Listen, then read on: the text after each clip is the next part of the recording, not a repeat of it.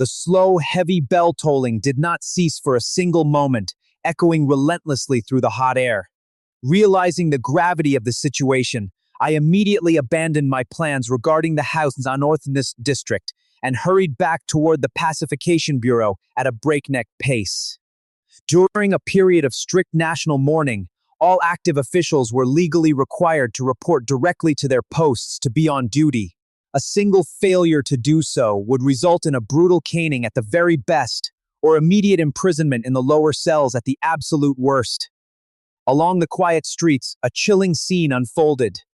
Officials who had frantically changed into plain mourning clothes continuously emerged from their private residences, their anxious gazes turned toward the high walls of the imperial palace, filled with a sudden palpable sense of relief. At the same time, shouting bailiffs were actively gathering groups of terrified commoners, urging and forcing them toward the Meridian Gate to weep and mourn in accordance with imperial law. Government offices quickly erected massive white banners across their entrances, and local merchant shops hurriedly replaced their bright lanterns with plain ones bearing the solemn character founding. Confused guests filed out of the wine shops and tea houses as the owners rushed to close their doors. No one spoke a single word. They communicated entirely with their eyes, their secretive gazes filled with an intense, brewing anticipation for what was to come. By the time I finally arrived back at the Pacification Bureau, I saw breathless messengers hurriedly riding out of the main gates, violently whipping their horses as they tore toward their next destinations. Inside the bureau, everything had already been completely draped in stark white cloth, with 6-foot-tall white banners erected everywhere. It was absolute unbridled chaos. Uncle called out, quickly walking over to Doshu's side as he stood in the courtyard. Something big has happened, nephew. There was not a single shred of joy or relief in Doshu's eyes, only an endless, paralyzing panic. He leaned in and whispered frantically, "News just came directly from the inner palace. The crown prince has passed away." He was only 37 years old, in the absolute prime of his life. How could a healthy man just go like this? What on earth are we to do now? My breath caught in my throat. Everyone in the empire, from the highest minister to the lowest citizen, had been patiently waiting for the benevolent crown prince to ascend the throne and finally implement merciful governance. Who could have possibly foreseen such a catastrophic outcome? Searching through the dense history of all previous dynasties, no such precedent existed. If this crisis were not handled with absolute perfection, it would violently shake the very foundation of the nation, or even plunge us directly into another bloody era of civil chaos. It was actually the crown prince who died? I truly hadn't expected it either, but maintaining my composure, I offered a quiet reminder. The matter has already reached this point, Uncle Do. Let us act with absolute caution first before making any moves. The crown prince has passed away. We must implement the national restriction immediately, Doshu muttered, violently jolted awake by my words. He turned to me, his eyes wide. Quickly change into plain mourning clothes right now. During these upcoming days, do not let a single drop of alcohol touch your lips. Do not eat meat, and absolutely do not visit the brothels. As an official of the guard, if you are caught knowingly breaking the mourning laws, the legal punishment will be doubled. Otherwise, no one in this bureau will be able to save you. I nodded solemnly. I understand completely. Of course, I knew very well in my heart that breaking a few behavioral taboos was only a minor issue compared to the larger storm. The crown prince's sudden passing meant the absolute vacancy of the heir apparent, an unstable void that would inevitably lead to vicious political infighting among the remaining princes. If the Pacification Bureau were forced to take sides in a royal succession war, a single wrong step would immediately implicate everyone from the top commanders down to the lowest lieutenants. Changing into a plain white robe, I walked quietly back into the depths of the imperial prison to resume my duties. I navigated the dark corridors and went to deliver food to Qingwei first, subtly sliding 3 sweet candied fruits onto her ledge alongside the standard meal, just as I did every day. Could it be? Qingwei's eyes immediately locked onto my plain colorless attire, and a faint, sharp guess flashed across her face. It was common knowledge that during a period of strict national mourning, all officials were legally required to strip away their colored uniforms and wear plain clothing. To her, this also usually signaled a massive political shift. It meant a new emperor would soon ascend the throne, and a grand general amnesty would inevitably follow. "It is not what you think," I replied, my expression exceptionally solemn as I looked at her through the iron bars. "Even if it turns out I can never leave this dark cell, being able to see you every single day is already more than enough for me," Qingwei murmured. Clever and sharp as always, she immediately guessed from my tone that the news was not joyful. She reached out, took one of the candied fruits and popped it into her mouth, offering me a smile that bloomed like a beautiful flower in the dim torchlight. "It's very sweet, you should have one too." I opened my mouth and tasted the treat she offered. Yet for some reason the sweetness felt entirely hollow, tasting incredibly bitter against my tongue. "My emperor, this old useless subject has failed you completely." Further down the corridor, a sharp-eyed old prisoner caught sight of my mourning attire. He paused in confusion for a split second before suddenly bursting into loud, theatrical wails. To make his grief appear authentic, he fiercely pinched his own thigh beneath his robes until the flesh was raw and bloody, successfully squeezing out quite a few dramatic tears. I walked over and stood silently in front of his iron bars, crossing my arms as I watched the old man put on his elaborate show. This was the very same former provincial administration commissioner who, only 3 years into his official tenure, had greedily embezzled 24 million shi of vital government grain. His theft had occurred during a horrific era of natural and man-made disasters, a time when the common people were living in absolute misery and human bones littered the open plains. By all rights of justice, he should have been publicly beheaded long ago, but he had narrowly spared his own neck by turning traitor and exposing his colleagues' rebellion to our bureau. He was clearly operating under the assumption that the old emperor had died. In his mind, once a new benevolent ruler ascended the throne, he would easily be released from this cell, perhaps suffering nothing more than a minor demotion before being fully reinstated to his luxurious lifestyle. Realizing that telling him the brutal truth directly would be far too easy on his conscience, I deliberately scooped up a remarkably generous, thick spoonful of porridge from the bucket, handing it over to give him a false glimmer of hope. "My lord, please do not completely ruin your health by crying so excessively." "Many thanks for your kind concern, Lord Shen," the fat official gasped, wiping his eyes as he accepted the bowl. "But this guilty official is completely overwhelmed with deep grief and truly cannot help himself. If it were possible, this guilty official wishes he could go accompany our late emperor in the afterlife right now." He stared down at his food in pleasant surprise. In the past, I had only ever given him clear soup and thin water, but today he had a full, hearty bowl of thick porridge. In the past, I had always used him to vent my anger, but today I appeared entirely amiable and accommodating. Being highly skilled at reading the political winds, the former provincial administration commissioner felt increasingly confident that he was about to walk out of the imperial prison as a free man. He lifted the coarse ceramic bowl, swallowed a large mouthful of the thick porridge, and said with a smug, sarcastic undertone, "After spending so many years in this imperial prison, Lord Shen has whipped me almost every day, which I now realize was merely a stern warning for the crimes I committed. This guilty official will never forget your daily lessons. Rest assured, after this guilty official formally steps out of these gates, I will surely find a way to repay Lord Shen's kindness tenfold." The arrogant bastard hadn't even set a single foot outside the cell yet, and he was already openly threatening me with future retaliation. I glanced at him coldly, a faint smirk playing on my lips as I replied, "Eat quickly then, my lord. Once you've eaten your fill, you'll finally have the strength to keep crying. I promise you, in the days to come, I will make your stay here even more unforgettable." The former provincial administration commissioner's eyes suddenly widened in sheer panic, his mind furiously processing my words as if he had just realized a terrifying truth. The realization that the old ruthless emperor was still very much alive, and that his sole protector, the benevolent crown prince, was the one who had actually died, hit him like a physical blow.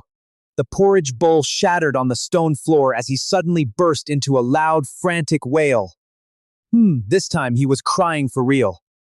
Listening to the genuine, agonizing weeping echoing behind my back as I walked away, my stifled mood suddenly improved a lot.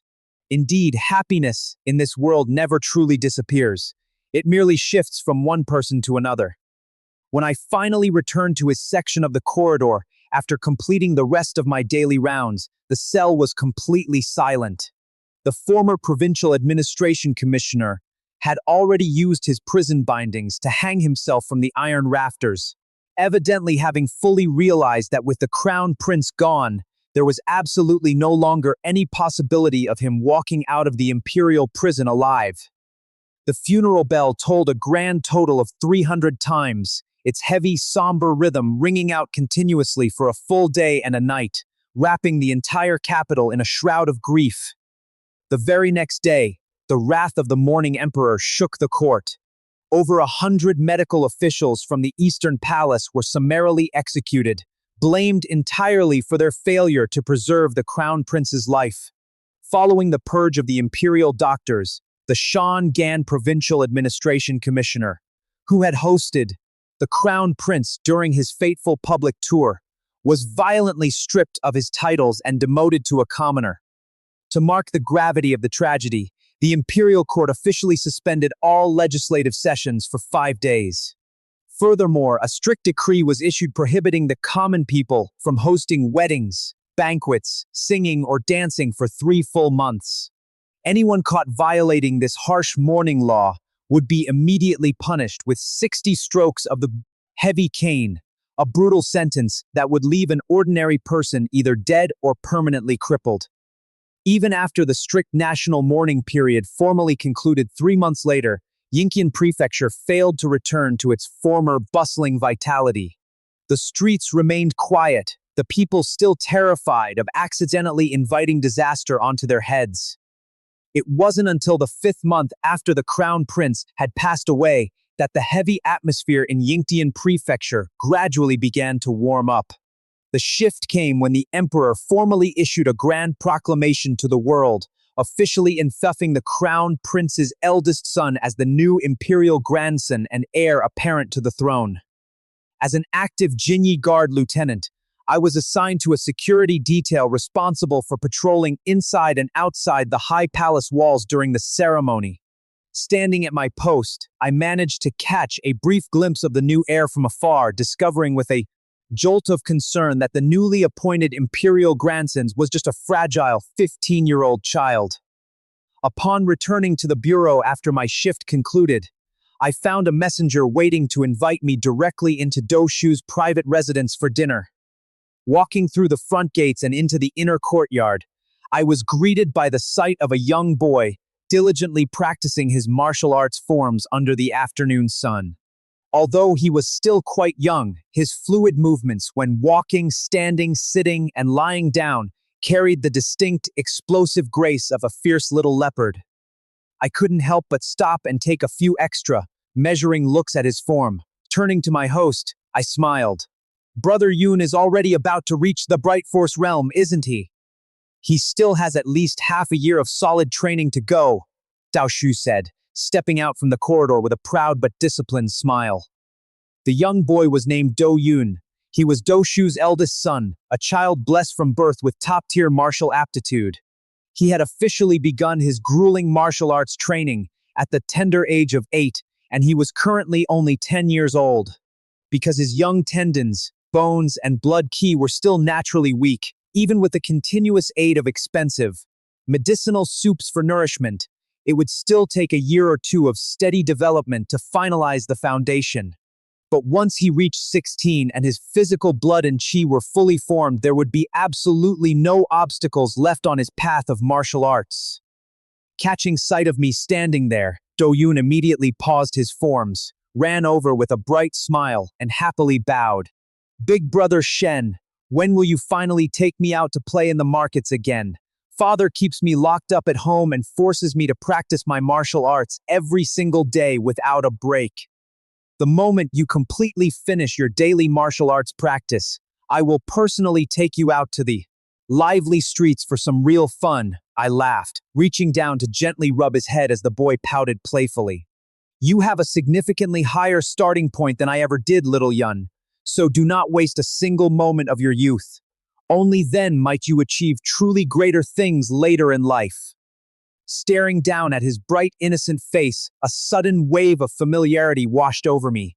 At this exact moment, it felt precisely like that time in my own past when I first entered the bureau. I suddenly, deeply understood the profound care Doshu had harbored for me back then, and exactly why he had constantly, relentlessly pushed me to improve my cultivation. Leaving the boy to his forms, we walked side by side into the quiet privacy of the inner room and sat down to talk. Once the door was closed, Doshu immediately dropped his voice, anxiously asking for my thoughts regarding the newly named imperial grandson. I let out a long, heavy sigh. The imperial grandson is simply far too young, Uncle Do. In my view, I continued, my voice sinking low as I leaned across the table. He may not possess the sheer weight or authority needed to suppress those old, calculating officials in the imperial court. Once the succession takes place, there might even be a major case brewing, one far more vicious and bloodier than anything we have witnessed in previous years. Uncle Do took my views with absolute seriousness by now. The moment the words left my mouth, his expression changed instantly, and his eyes widened with a flash of cold dread. You mean to say, there will be another massive sweeping purge? Who could possibly be left for the throne to target?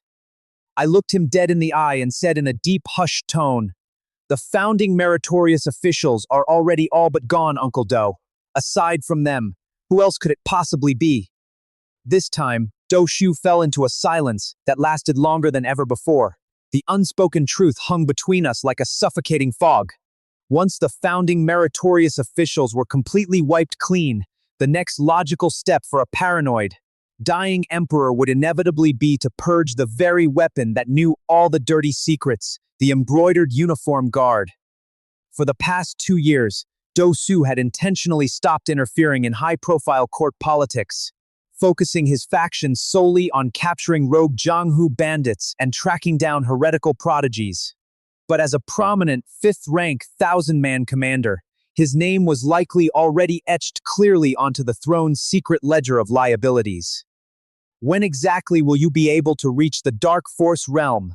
Doshu asked suddenly, his gaze snapping back to me with a desperate intensity. I estimate it will take another 3 to 5 years, I said truthfully, offering no false bravado. After all, I had only stepped into the Bright Force realm 3 years prior. Even though Doshu generously provided me with high-grade nourishing medicinal soup every single month, and even though I had never stopped my grueling training for a single day, my natural aptitude was just that, thoroughly average.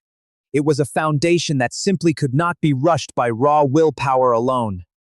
Sigh.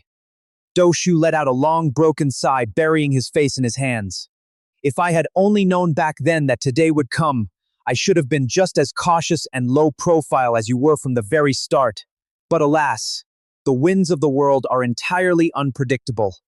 Since matters have already escalated to this dangerous point, you must cultivate as quickly and diligently as possible, nephew. He lowered his hands, looking at me with an expression of grim resignation that chilled me to the bone. If the tide turns and I ultimately find myself unable to escape the purge, I ask that you, my virtuous nephew, use your low profile to survive and help me secretly take care of my descendants. In the spring of the 26th year of the Tianwu reign, a catastrophic storm broke over the high court. The Duke of Liang allegedly intended to rebel. Our 4th-rank commander held the sacred imperial edict firmly in his hand and personally led over 10,000 heavily armed, embroidered uniform guards to completely surround the sprawling, majestic mansion of the Duke of Liang. That bloody night, the merciless blade of the throne cut deep. Not a single soul within his 9 degrees of kinship managed to escape the slaughter. The treason case was so immensely wide-reaching that the imperial prison became completely overcrowded in a matter of days. The original single cells were hastily converted into multi-person cages, and a vast number of the implicated nobles were even forced into the adjacent heavenly prison just to hold the sheer volume of bodies. Your Majesty, this old subject is completely wronged. This subject has absolutely no treasonous connection with the Duke of Liang. You dog emperor, you merely want to slaughter every single one of your founding meritorious officials so that your own Zhu clan can sit securely on the stolen throne of Great Shuo. The desperate screams, tearful begging, and furious curses echoed relentlessly down the stone corridors. Down in the duty halls, the cold benches of the exile faction were suddenly heating up with intense activity. Wang Wen and the other low-level guards were so completely overwhelmed with daily paperwork that their feet barely touched the ground. Outside the gates, Ah Shui dragged the cold, broken corpses, transporting them out of the prison grounds cart by overflowing cart. Whenever I passed by the prison registries, I would see the sweating clerks frantically finishing the written evidence. There was absolutely no need for real interrogation or fact-checking. They simply grabbed the dazed prisoner's hands and violently pressed their ink-stained fingerprints onto the pre-written confessions. It was ironclad, bureaucratic evidence. Although Uncle Doshu had deliberately avoided participating in this political purge, as a high-ranking official, he couldn't help but turn deathly pale whenever he looked over the execution lists he was forced to handle daily. His Majesty has officially decreed that the Duke of Liang's rebellion is fully confirmed, I muttered to myself, reading the copies. He is sentenced to be skinned alive and stuffed with straw, and every relative within his 9 degrees of kinship is to be executed. A single imperial edict had effortlessly implicated and destroyed over 10,000 human lives. The founding meritorious heroes have now been completely eliminated from the board, I thought, shaking my head and letting out a quiet sigh in my room. I see with absolute clarity that the overall era of the old guard is gone. It won't be long before the blade turns toward the necks of the embroidered uniform guards. The only reason the throne hasn't acted against us yet is that some loose ends from the nobility haven't been dealt with cleanly. I must quickly find a way to step into the Dark Force realm. Time slowly moved forward until the 39th day since the Duke of Liang case had begun. In the residential district north of the city of Yingtian Prefecture, the strict mourning period for the late Crown Prince finally came to an official end. Taking advantage of the shift, I finally packed my meager belongings and moved entirely out of the crowded dormitories of the Pacification Bureau into my own property. Wang Wen and several other bench-warming lieutenants lived not far away from my new location, making it incredibly convenient for them to drop by to visit and chat over tea. I no longer frequented the rowdy brothels at night. Instead, during my spare time, I focused on purchasing practical household items. Now, my small, quiet courtyard was beautifully and fully equipped with iron pots, pans, sturdy wardrobes, and clothing cupboards, possessing a profound, comforting sense of home. It was only when the night grew deep, dark, and utterly quiet that I would look around and feel that something was still missing from the empty rooms. That night, the silver moonlight bathed the ground as I prepared to cultivate. I had placed a massive, deep-water vat filled to the brim with coarse iron sand right in the center of the courtyard. This was a brutal, specialized preparation for cultivating the Dark Force. During my 4 years of doing chores at the Pacification Bureau, I had quietly collected many strange, unorthodox, and even outright self-mutilating cultivation methods from the confiscated scrolls, such as golden needle acupuncture and reversing meridians. Although those forbidden paths could forcefully improve a practitioner's realm in a short time, they always came at the catastrophic cost of permanently consuming one's hidden life potential. However, a few months ago, Uncle Doshu had captured a notorious demonic cult villain. The opponent possessed a thoroughly average natural aptitude, yet before reaching the age of 30, he had already successfully achieved the Advanced Transformation Force level, a speed comparable to a genius blessed with superior aptitude. After secretly listening to the interrogation, I learned that the villain had used consistent, crushing iron sand pressure against his limbs to forcefully shock his external bright force to turn inward into internal dark force. I didn't know for certain if this experimental method would be useful for my unique body, but my analysis concluded that it at least wouldn't cause any permanent harm to my physical foundation. I stripped off my top, braced my mind, and stepped firmly into the dense iron sand. Suddenly, a thunderous, earth-shattering bang erupted from the direction of the imperial palace. The sheer colossal volume of the blast shook the entire Yingtian prefecture, rattling the walls of my courtyard. Dog Emperor! A distant booming roar tore through the night sky, packed with an immense martial force that vibrated in my chest. Your horrific crimes are too numerous to record in any ledger. Today you will surely die. In an instant, the peaceful silence of Yingtian Prefecture was completely shattered into chaotic fragments.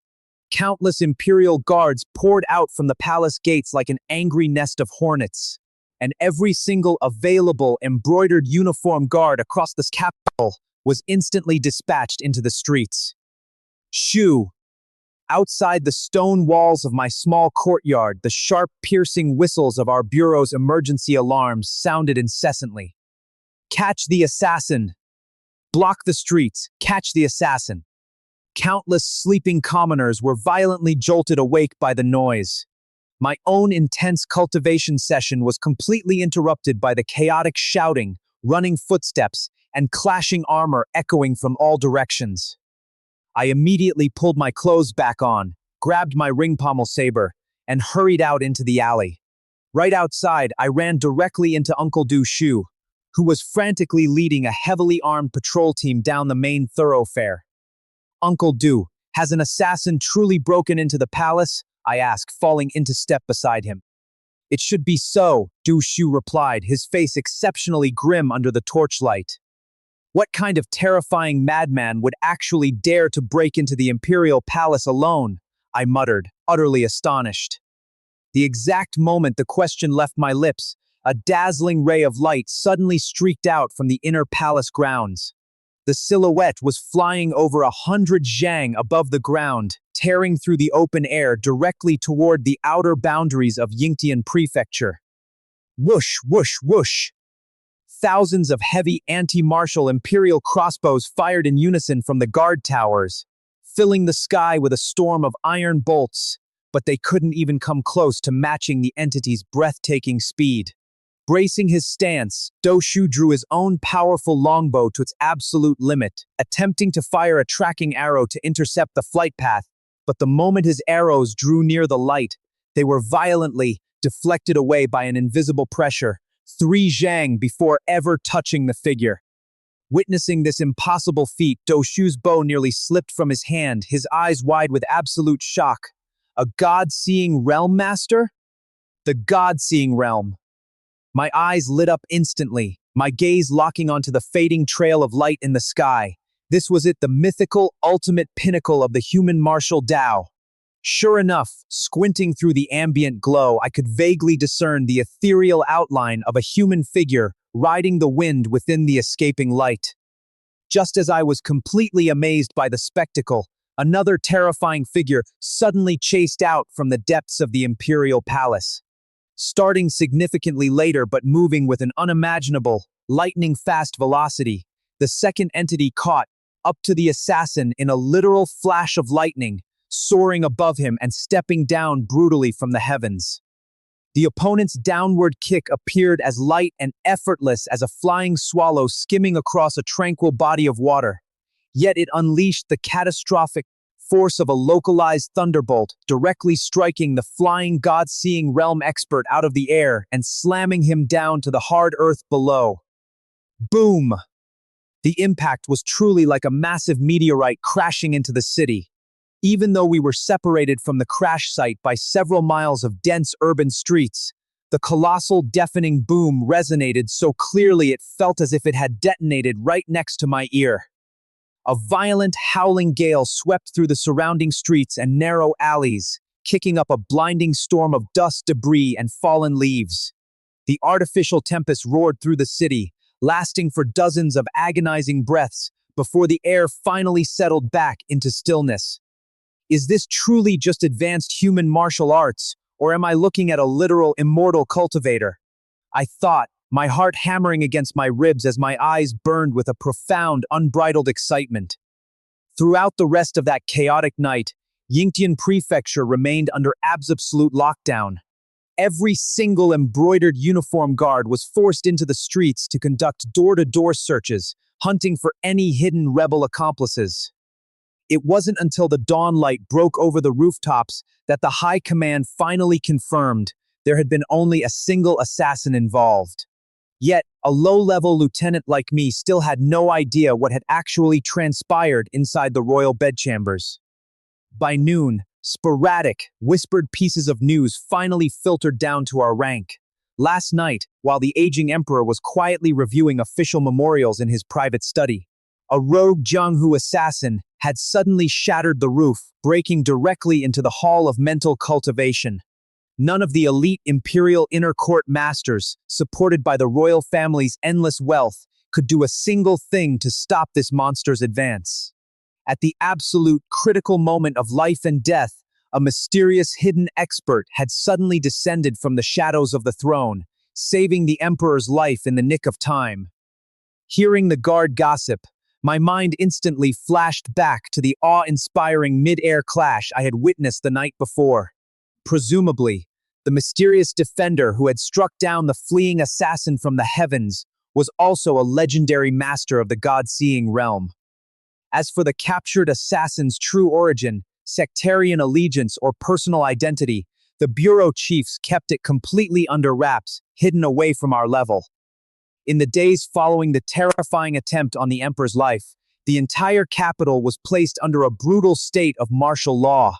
The Pacification Bureau worked tirelessly around the clock, and every single embroidered uniform guard had their personal leave abruptly canceled.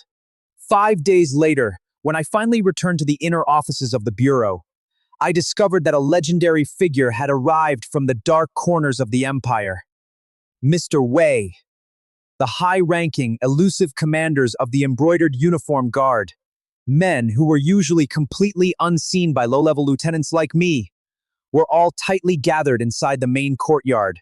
Every single whisper escaping their huddle revolved around that one specific title. Who exactly is this Mr. Wei? I wondered to myself, adjusting my collar as I stood near the edge of the pavilion. Could he possibly be the mysterious, godlike expert who had struck the fleeing assassin out of the heavens? Unfortunately, the physical distance between us was far too great, and the man was completely hemmed in by a dense protective crowd of senior officials. I couldn't get a clear look at his face, only managing to catch a vague, fleeting glimpse of a tall, imposing silhouette moving into the inner halls. On that exact same day, I made a startling discovery during my rounds. The heavy, rusted mechanism to the deepest bottom level of the Imperial prison, the legendary skylight, had been formally opened. I immediately guessed what kind of monstrous existence was now imprisoned down within that dark void. In the early years of our dynasty's founding, that specialized skylight cell at the absolute bottom of the earth had been explicitly engineered to imprison defeated masters of the God-seeing realm. As those captured legends had continuously perished over the decades, the cell had eventually been sealed shut and abandoned. Now the low-level guards were discussing nothing else. The skylight has actually been opened after all these years, Wang Wen muttered in a hushed tone, clicking his tongue as we stood in the corridor. That divine assassin is locked down there right now. Why on earth wasn't he just executed publicly? Zhao Miao, a lieutenant who had recently been reassigned to our cold bench faction, turned deathly pale with fear as he looked down the dark staircase. Why keep a monster like that alive in our basement? Are we going to have to deliver food to him in the future? I have no idea, I replied, shaking my head to maintain my ignorant cover. In reality, I knew the exact political strategy behind it. Uncle Do Shu had quietly pulled me aside earlier to explain that the Imperial Palace had merely handled the capture. The calculated reasoning for tossing the assassin into our prison was twofold. First, to hand him over to our specialized torturers to break his silence and discover his origin, and second, to use his living body as a tempting piece of bait to lure his rogue companions into staging a suicidal raid on the imperial prison. Sure enough, by the time evening fell, Commander Zhangzhen personally assembled all the active lieutenants in the main hall. He stared down at us with an exceptionally stern expression, instructing, "Starting from today, the lieutenants in this bureau will take turns in a strict rotation to deliver his daily food. Do not withhold a single scrap of his rations. Ensure he remains fully nourished and does not starve to death under our watch." After 3 days of the tense rotation passing through the other guards, the heavy duty finally fell onto my shoulders. I marched down to the deepest level, approaching the well-like opening of the cell. The very top of the massive skylight was covered by a thick, heavy black iron grate, securely sealed with massive steel plates that had been cast directly into the surrounding bedrock. Bracing myself against the ironwork, I peeked through the square well opening and couldn't help but feel a profound secret shock reverberate through my soul. Down below, the prisoner sat perfectly motionless against the stone wall like a towering fortress, his frame shaped like an absolute giant of a man. 12 thick, snake-shaped sword spikes had been driven violently through his primary vital points and meridians, pinning him to the stone, while his fresh blood continuously stained his torn robes a deep dark red. His massive hands and feet were each heavily encased within a half-person high copper ball, all of them connected to the walls by heavy iron chains as thick as a man's arm. Hearing the faint clatter of my boots above, the giant slowly, lethargically lifted his head. He looked to be incredibly young, perhaps only around 20 years old, with wild, disheveled hair framing his face. Yet his eyes were blindingly bright and spirited, showing not the slightest hint of psychological defeat or decadence, despite his horrific bindings. Even though the man was trapped deep under the earth beneath my feet, his mere presence radiated a terrifying, invisible aura of pure majesty that practically demanded absolute obedience from anyone who looked upon him. He was truly worthy of being a god-seeing realm expert, a man standing at the absolute pinnacle of human martial arts. "Hero, it's time to eat," I called out. Although I had personally witnessed the world-shaking power of the two god-seeing masters fighting a few nights ago, and was intensely, pathologically curious about this mythical highest realm of the Tao, I knew better than to court death. I dared not strike up any conversation with a monster who could likely kill me with a breath. I carefully placed the heavy food bowl onto a wooden tray and lowered it down into the dark void using a sturdy hemp rope. Once the tray touched the floor below, I turned on my heel and left the room without a backward glance. The god-seeing realm expert remained imprisoned down in that dark void for half a year. Over those long months, the initial paralyzing fear that gripped the guards slowly eroded, replacing itself with a dull, daily indifference. Many powerful centurions, elite lieutenants, and even Commander Zhangzhen himself frequently went down to interrogate the giant personally, using every brutal method in our repertoire, yet the opponent never uttered a single word. They failed to extract his origins, nor did any rogue companions ever arrive to raid the gates. Throughout his 3 meals a day, the roster came around to me a total of 7 times. Thanks to my close relationship with Uncle Do Shu and the sudden shift of our bureau's focus away from the purged court toward the wider Jianghu, I managed to secretly compile a vast amount of incredible data regarding the mystical characteristics of a true god-seeing realm expert. Riding the wind and flying through the sky was merely their most basic ability. At the absolute height of their power, they could actively summon localized wind and rain, or even project their intent to control flying swords from over 10 miles away. Discovering that this legendary realm was the exact blueprint of the immortal cultivators I had imagined in my previous life, I couldn't help but ask Do Shu in sheer astonishment during a private drink, "Uncle Do, does an absolute true immortal genuinely exist out in this world?" "Be incredibly careful with your words, nephew." Do Shu snapped, scolding me instantly. He stood up, cautiously stepped outside to check the corridor for eavesdroppers, and finding no one around, slammed the heavy wooden door shut. Turning back to me, he dropped his voice to a tense whisper. I don't know for certain either, but a deeply hidden rumor has circulated within the Zhonghu for decades.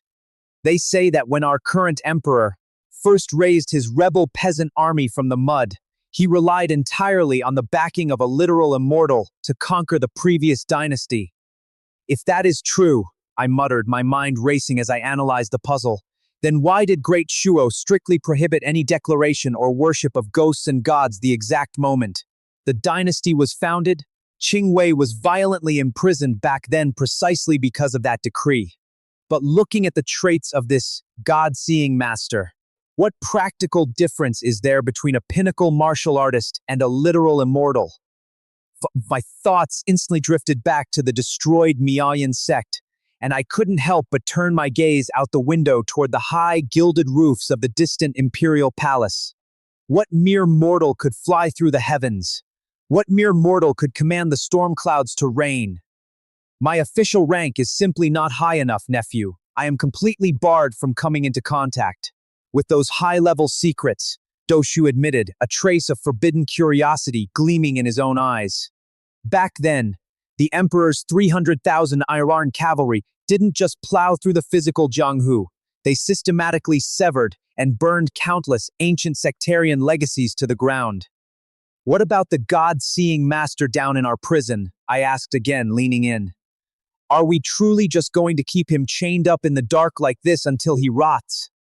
If the absolute top brass doesn't hand down a direct execution order, he can only be kept alive down there indefinitely, Doshu explained.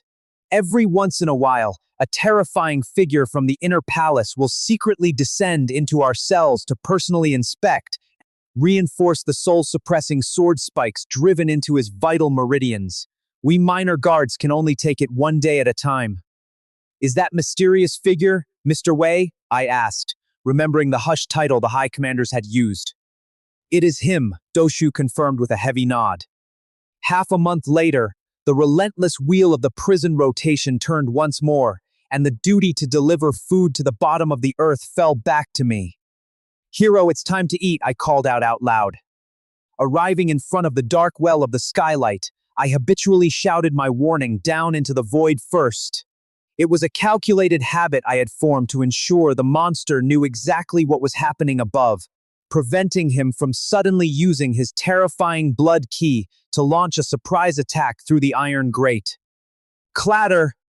The heavy iron chains groaned against the stone floor below, and the imprisoned God-seeing realm expert slowly lifted his disheveled head. I kept my eyes fixed on the knots of the rope, pretending to see absolutely nothing. Many of the other lieutenants in the Pacification Bureau had frequently reported that every single time they lowered the food tray, the giant's eyes would lock onto them like jagged iron hooks, as if he wanted to tear their souls to shreds through the bars. But to me, the quality of his gaze felt entirely different. It felt as though his piercing eyes were desperately trying to see directly through my skin, peering into my hidden foundation. As I slowly lowered the hemp rope inch by inch, a sudden booming voice of unparalleled, absolute majesty violently darted straight into the privacy of my mind. Little Lieutenant, you are currently cultivating the core forms of the 32 aspects. Could you perhaps be a secret, surviving descendant of my Vajra temple? The Vajra temple. My breath caught instantly. I looked up in utter astonishment, my head snapping left and right as my hand gripped the hilt of my saber, but the dim corridor remained completely empty. Could it truly be? My heart hammered violently against my ribs as I forced my gaze down through the black iron grate, staring directly into the eyes of the God-seeing realm expert trapped beneath the earth. The blood-stained giant was staring straight back up at me through the iron well, a faint knowing gleam in his brilliant eyes. Although you possess a thoroughly average natural aptitude, little ghost, you are remarkably clever, the majestic voice echoed inside my skull once more, vibrating with a terrifying internal power. Do not panic, not bad.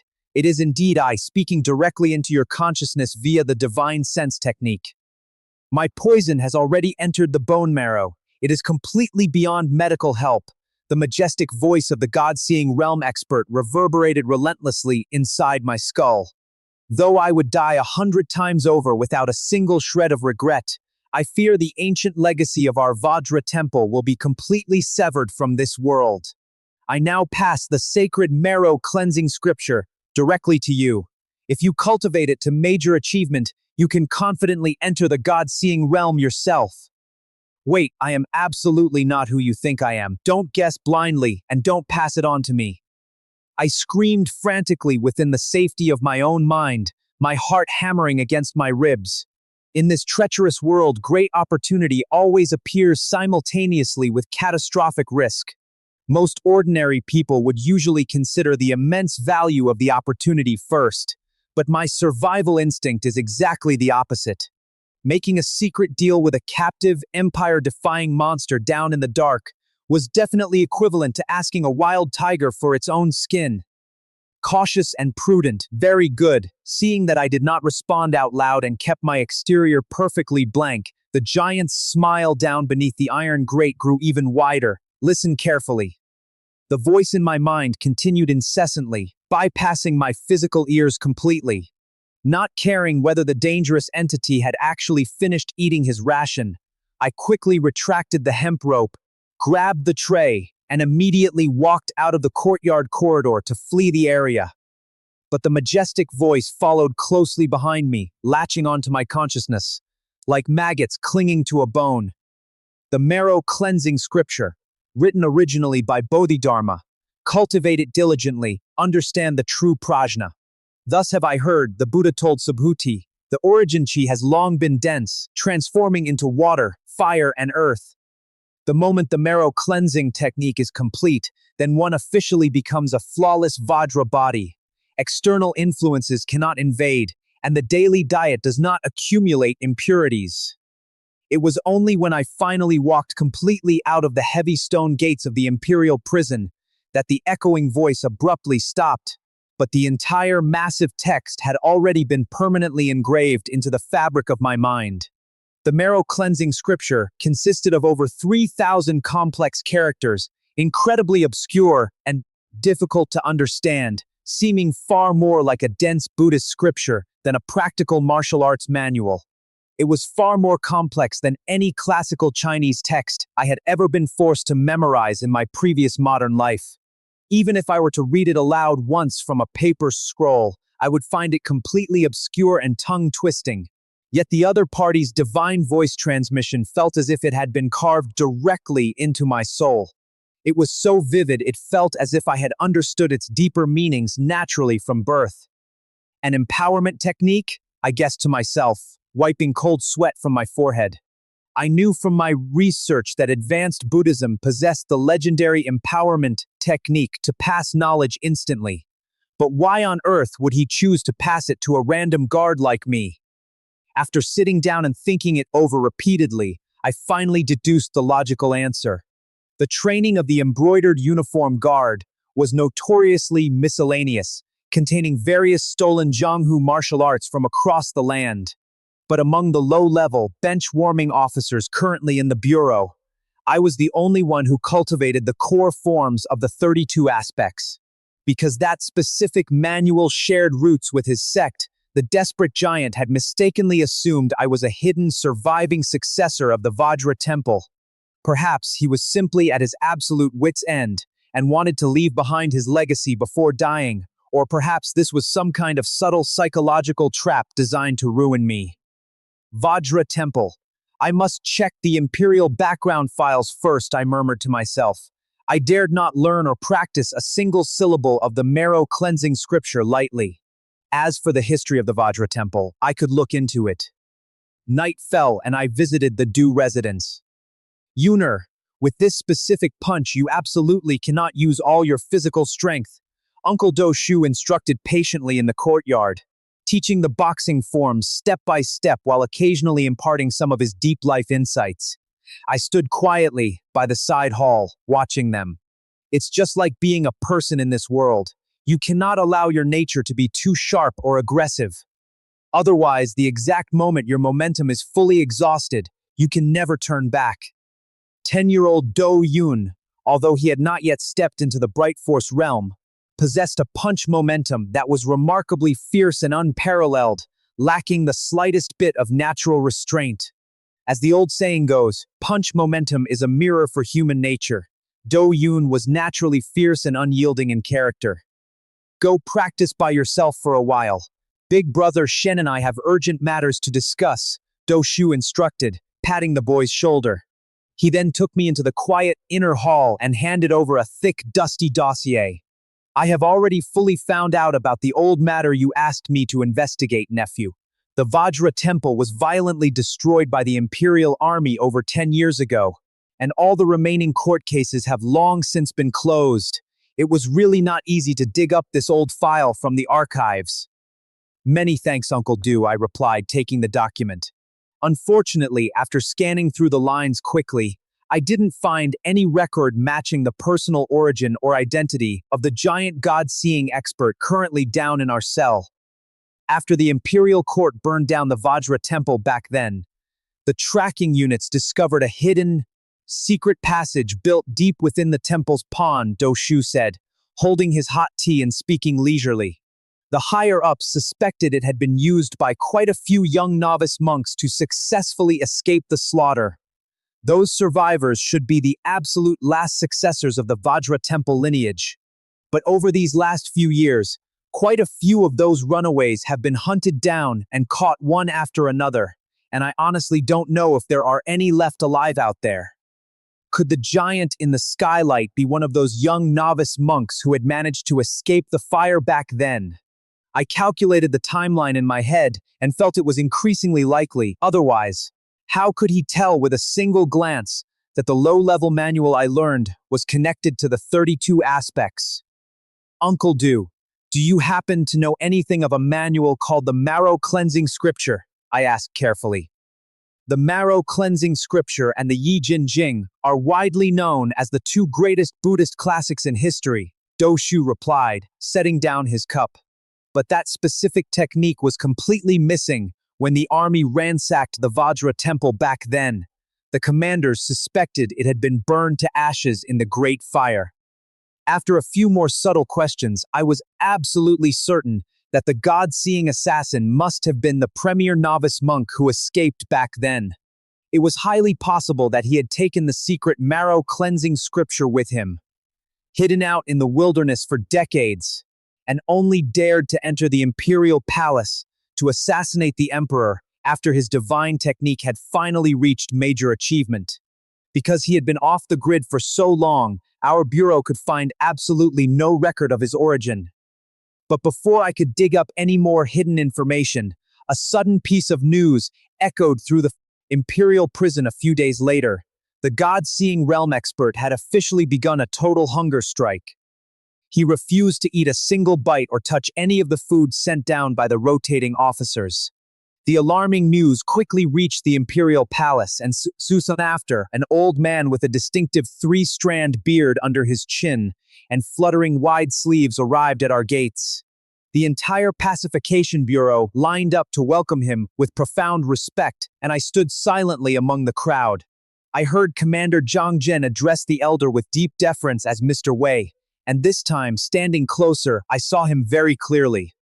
Not eating or drinking, intending to seek an early death? Mr. Wei murmured, his presence exuding an air of ancient immortal qi that gave anyone looking at him the uncanny feeling that he was ready to ride the wind and leave the mortal earth at any moment. Take me down to see him.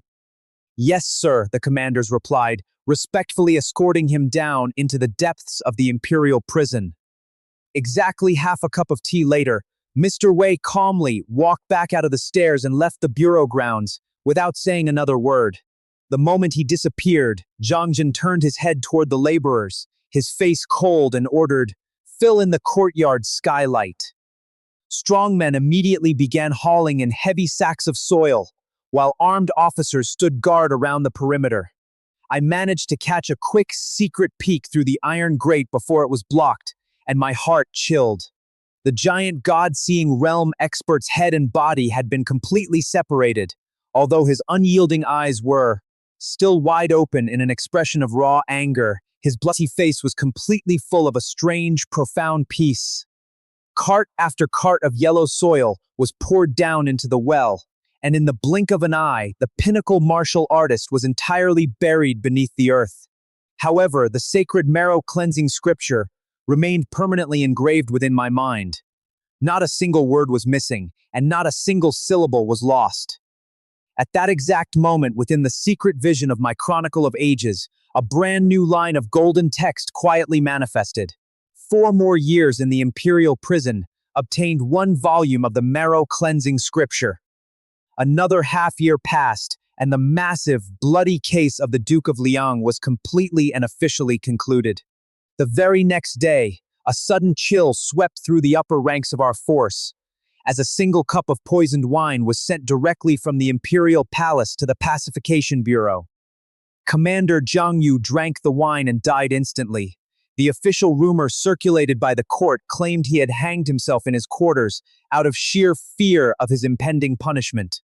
Then, using a coordinated wave of impeachment from the 100 civil officials as a convenient pretext, the throne decreed that the absolute interrogation and sentencing rights of the embroidered uniform guard were to be stripped away, returned entirely to the traditional Ministry of Justice and the Court of Judicial Review. For a time, the once mighty embroidered uniform guard completely lost its terrifying power. The tyrannical officials were granted death. The Pacification Bureau lost its legal authority overnight, and both the relieved imperial court and the oppressed common people openly clapped and cheered in the streets. Meanwhile, in the residential district north of the city, inside my small private residence, I sat cross-legged directly in the dense iron sand of my water vat. Thick white steam rose steadily from the top of my head into the cool air. The embroidered uniform guard was visibly on the very verge of total collapse, and I urgently needed to amass real physical strength to protect my own life in the coming storm. Therefore, not long after Commander Zhang Yu's death, I discarded my hesitation and began to diligently cultivate the forbidden, marrow-cleansing scripture. I was just a small, insignificant officer. As long as I didn't cause any major public incidents, absolutely no one in the changing court would notice me, and no one would care what kind of secret art I had learned in the dark. After a long, unbroken period of deep meditation, the completely calm iron sand around my waist suddenly began to vibrate and tremble, bubbling like boiling water rolling in a pot. Then, the dense grains began to spin, turning into a perfectly regular pressurized whirlpool that ground against my skin. Ha! When I finally finished the form and exhaled a breath of turbid air, a loud bang shattered the quiet courtyard. The thick water vat exploded violently into fragments, and countless pounds of iron sand poured out across the stone tiles, only stopping after rushing out several meters. I opened my eyes, a sharp gleam slicing through the dim light, and my entire body felt an indescribably profound refreshment. The marrow-cleansing scripture was indeed fully worthy of being a divine, God-seeing realm cultivation technique. Unfortunately, looking down at my hands, I still did not know the true reason why that doomed giant had chosen to pass his legacy to me. If the secret chronicle of ages within my soul could genuinely let me experience that moment all over again, I would definitely ask him directly. I truly didn't expect it to manifest so incredibly fast, I muttered, rising from the debris. 4 years of my previous hard, standard cultivation can't even compare to a single year of practicing a God-seeing cultivation technique. Now that I have finally stepped firmly into the dark force realm, I can finally be considered to possess the real strength needed to protect my own life. A master of bright force can easily take on 10 ordinary men in a brawl, but a master of dark force out in the wide Jianghu was already universally considered a formidable third-rate expert. Do not make the mistake of thinking there are too many third-rate experts roaming around. A martial artist of this specific level was already considered ranked and respected in regions defined by entire cities or provincial districts. It was just that the world was massive, so they didn't appear overly conspicuous on a grand scale.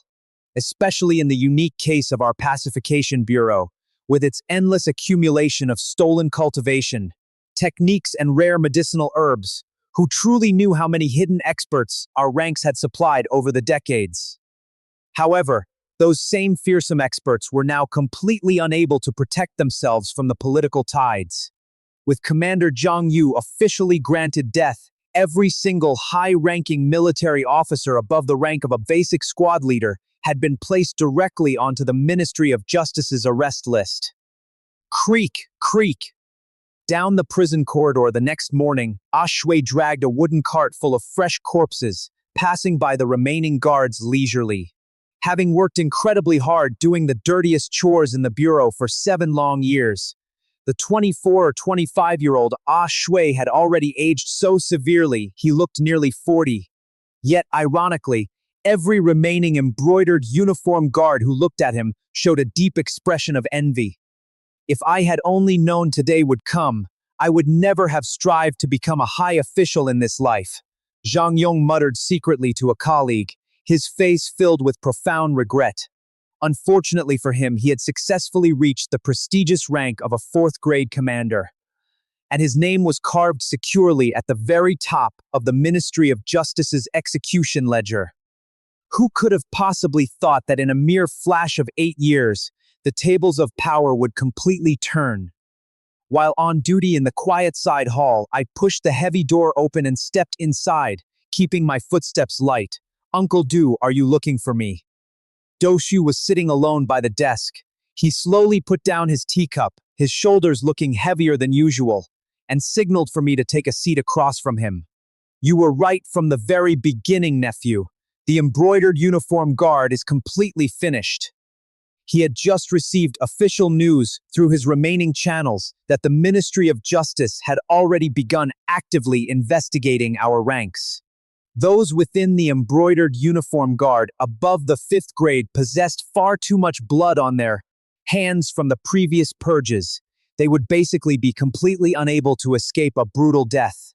As for those holding lower officer ranks like squad leaders and centurions, they were slated to be stripped of their status and forcibly transferred directly into the harsh border army.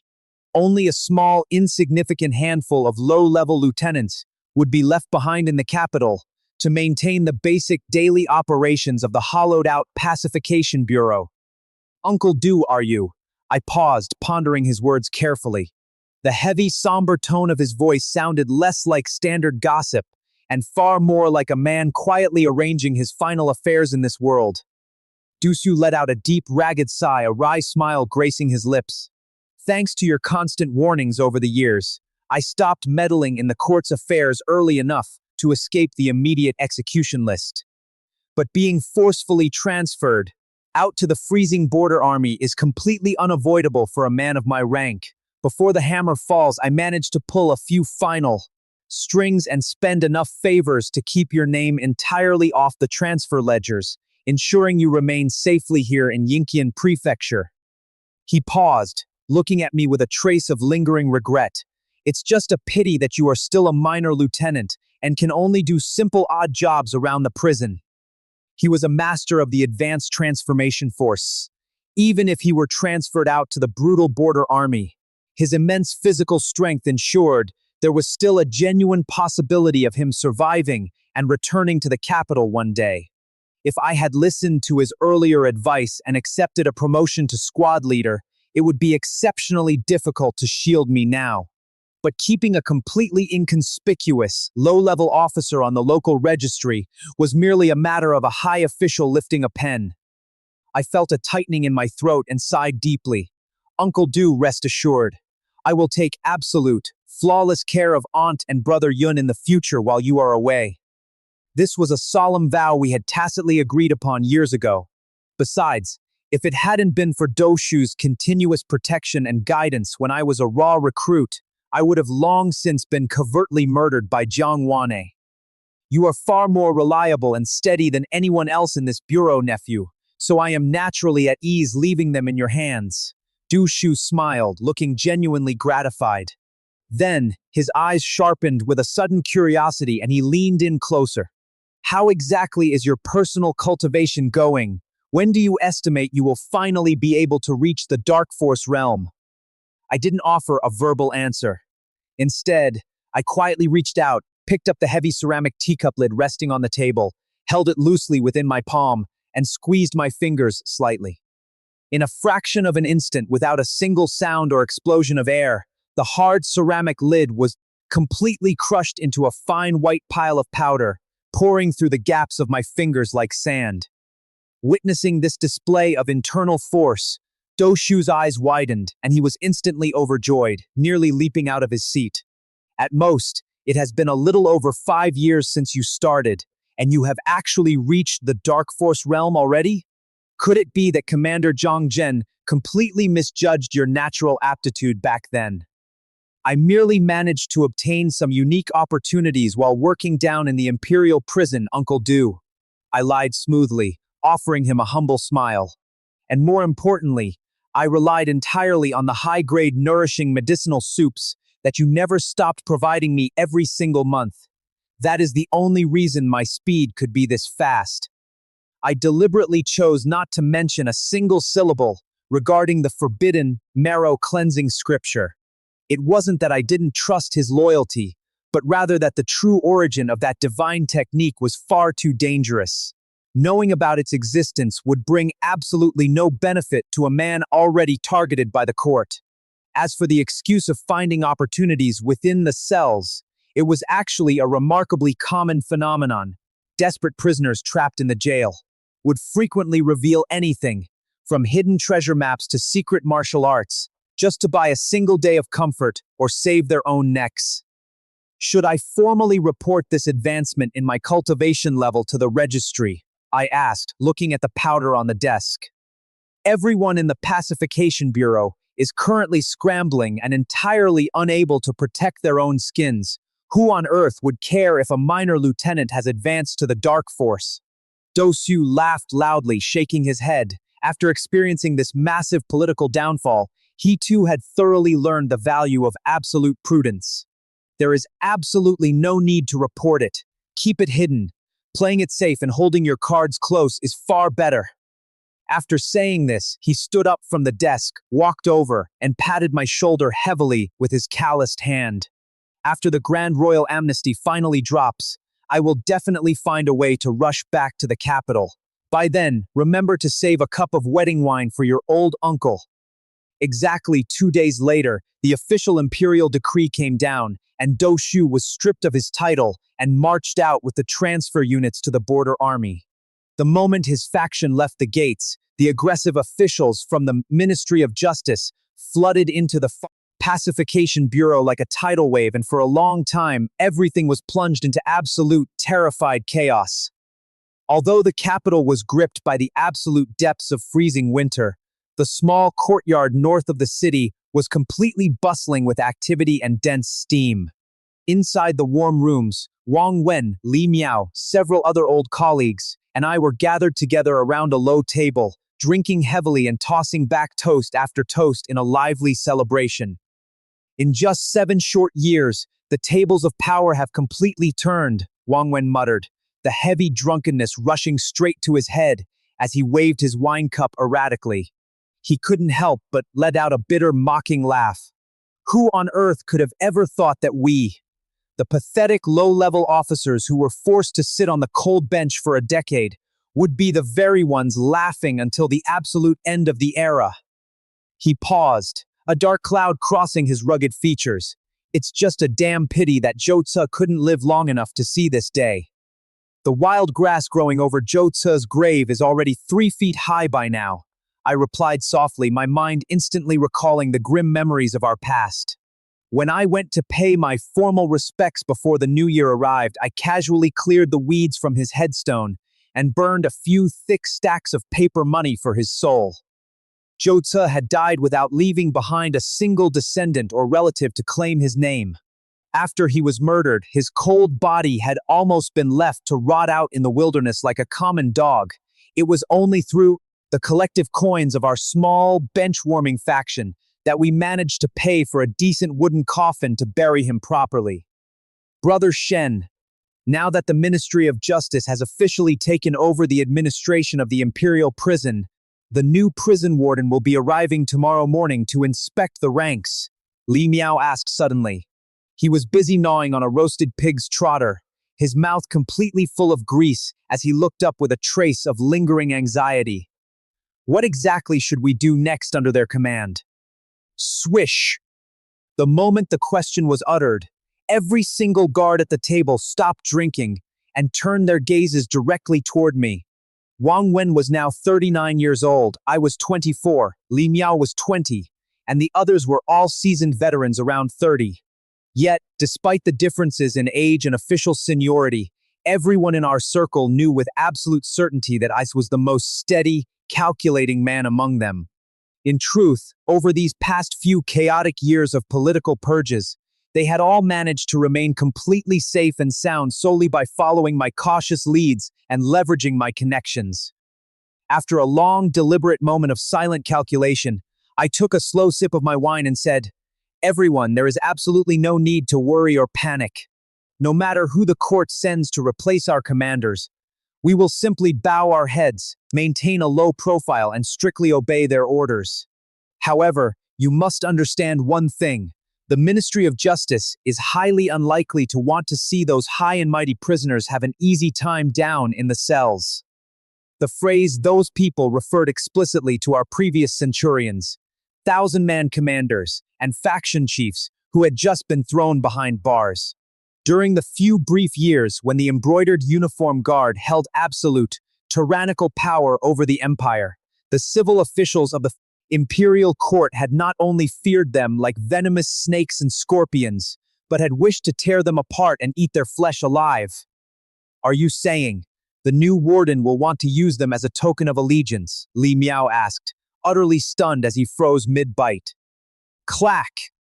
So what if they do? Wang Wen slammed his heavy wine cup down onto the wooden table, his face flushing red as a fierce predatory look flared to life in his eyes. He let out a dark, vengeful snort.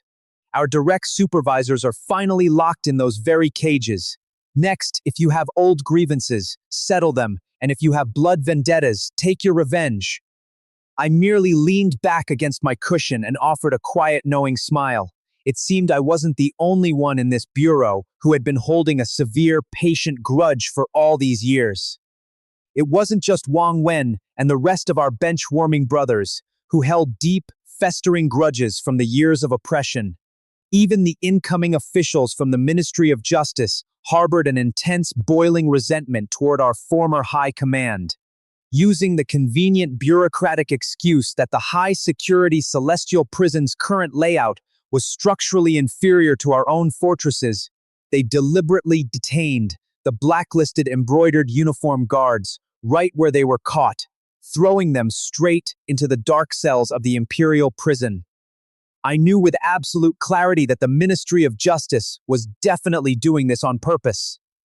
They wanted to witness a spectacular collapse from within. Inside the damp stone corridors, a surreal wave of raw irony washed over the cells. Ha ha ha, His Majesty is truly wise. Some of the high-ranking court officials, who had been previously arrested and locked away by our bureau tontified, their faces pressed tightly against the iron bars. You ravenous jackals of the embroidered uniform guard, you finally have your day, don't you? When the cunning rabbit is dead, the hunting dog is cooked. Has it finally come to your turn? Another disgraced noble roared with laughter. You threw us into this miserable prison back then. Now it is finally time for you to taste the horrific methods of the imperial prison yourselves. The fallen embroidered uniform guards who were trapped inside the neighboring cages retorted fiercely without showing any weakness. Back then, you were begging me on your knees with chests of silver, lowering your pathetic heads just to save your worthless lives. How dare you act so arrogant before me now? If I had known today would come, I should have chopped your entire family into mincemeat. You old dog. You old thing who only ever knew how to lick the emperor's boots. How did you completely forget that you would end up in a hole like this today? To make the environment even more chaotic, the fierce Jianghu bandits and the vicious members of the demonic path who occupied the deeper, Blocks were actively fanning the flames from the sidelines, laughing hysterically at the sight of their former captors falling from grace. Lock them together in the same cage, let them fight. Fight! I want to see absolute rivers of blood flowing down these stones.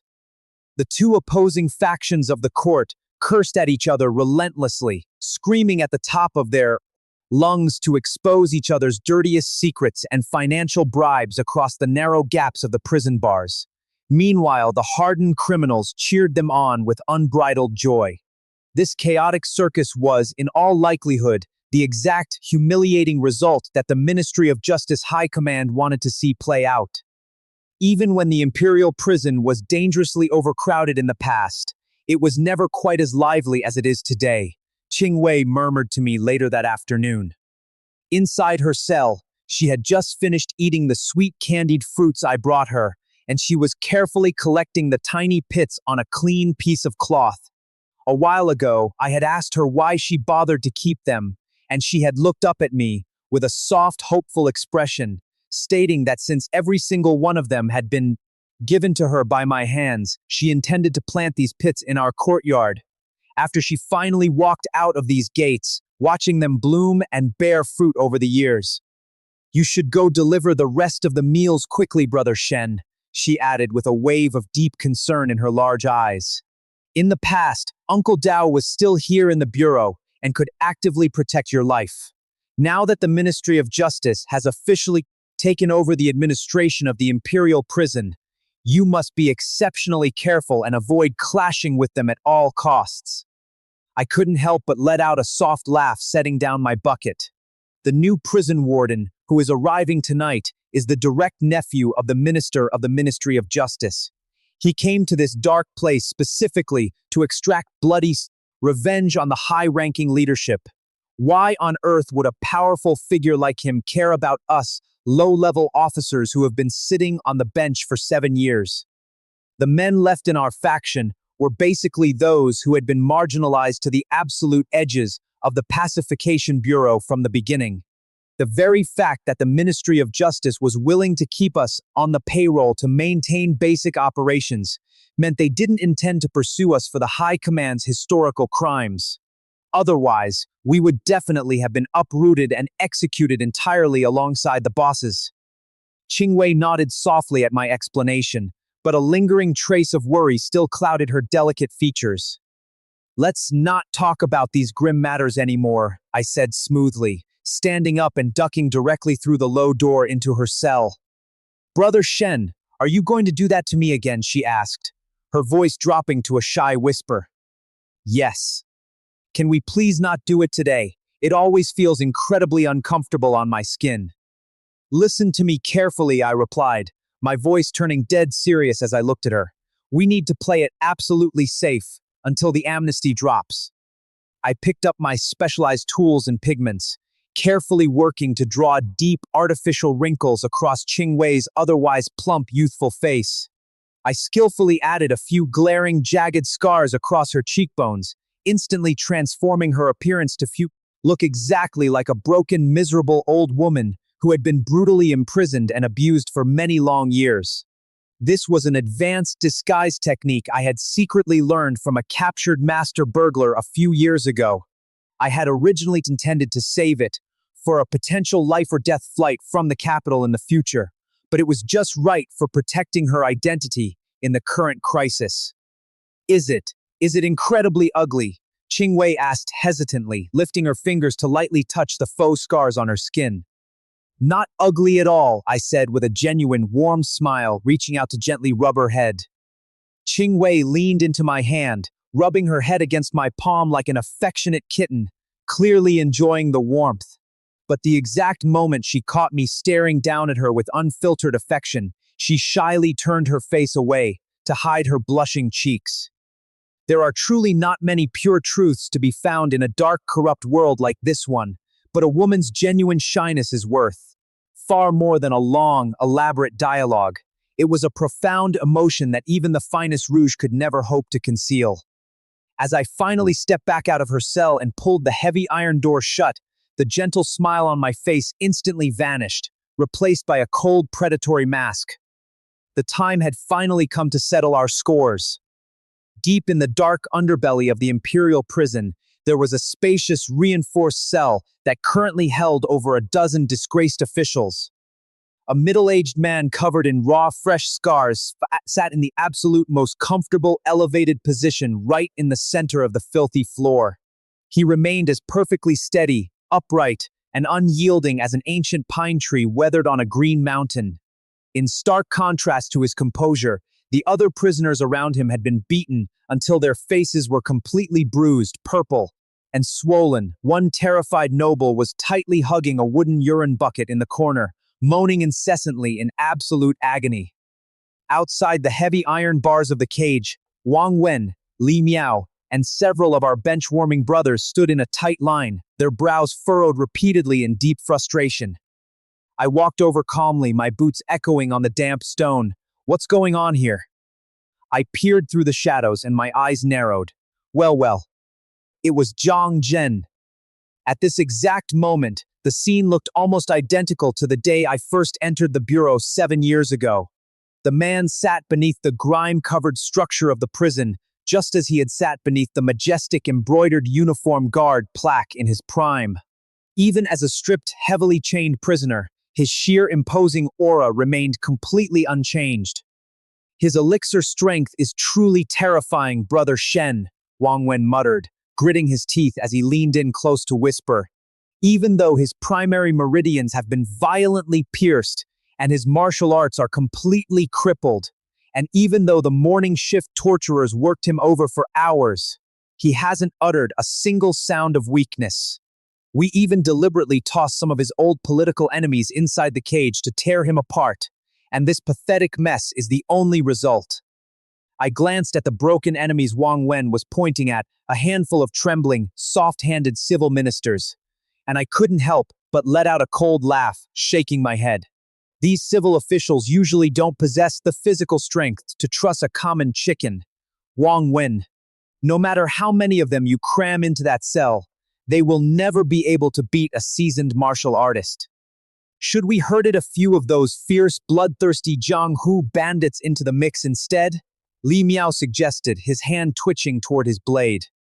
Usually, you pathetic dogs treat me with absolute reverence, yet the exact moment you see me fall into trouble, you dare to gang up like a pack of wolves to plot against me? Hearing the commotion outside the bars, Zhang Zhen spoke up. His voice was remarkably resonant and deep, his haughty, commanding nature entirely unchanged by the chains binding his wrists. He glared at us through his disheveled hair. Whatever pathetic methods you low-level trash have, bring them out right now. I want to see exactly what kind of skills you benchwarmers actually possess. How could I ever dare to use crude torture methods against the great commander? I said with a smooth, mocking smile, stepping closer to the iron bars. If it weren't for you, sir, being willing to personally grant me a chance to become an active officer back then, I might have been violently snatched away by some corrupt high official to be used as a private plaything long ago. Unfortunately, I deeply failed to live up to your exceptionally high expectations, sir, and I have been forced to sit on the cold bench ever since. Zhang Zhen's brow furrowed tightly as he stared at my face, a slight hazy impression of me flickering across his memory. But back in his golden years, he had promoted hundreds of desperate recruits to basic ranks and accepted millions of taels in bribes. How could a man like him possibly remember the specific face of a single insignificant lieutenant? So, Zhang Zhen sneered, spitting blood onto the stone floor. You dog-like thing, are you planning to take personal revenge on me today? Let me tell you something. If I utter a single, solitary plea for mercy to a piece of trash like you, I'll happily be your grandson. I wasn't surprised by his unyielding arrogance in the slightest. After all, this ruthless, iron-jawed nature was precisely how the man had climbed over mountains of corpses to make his immense fortune and secure his high rank.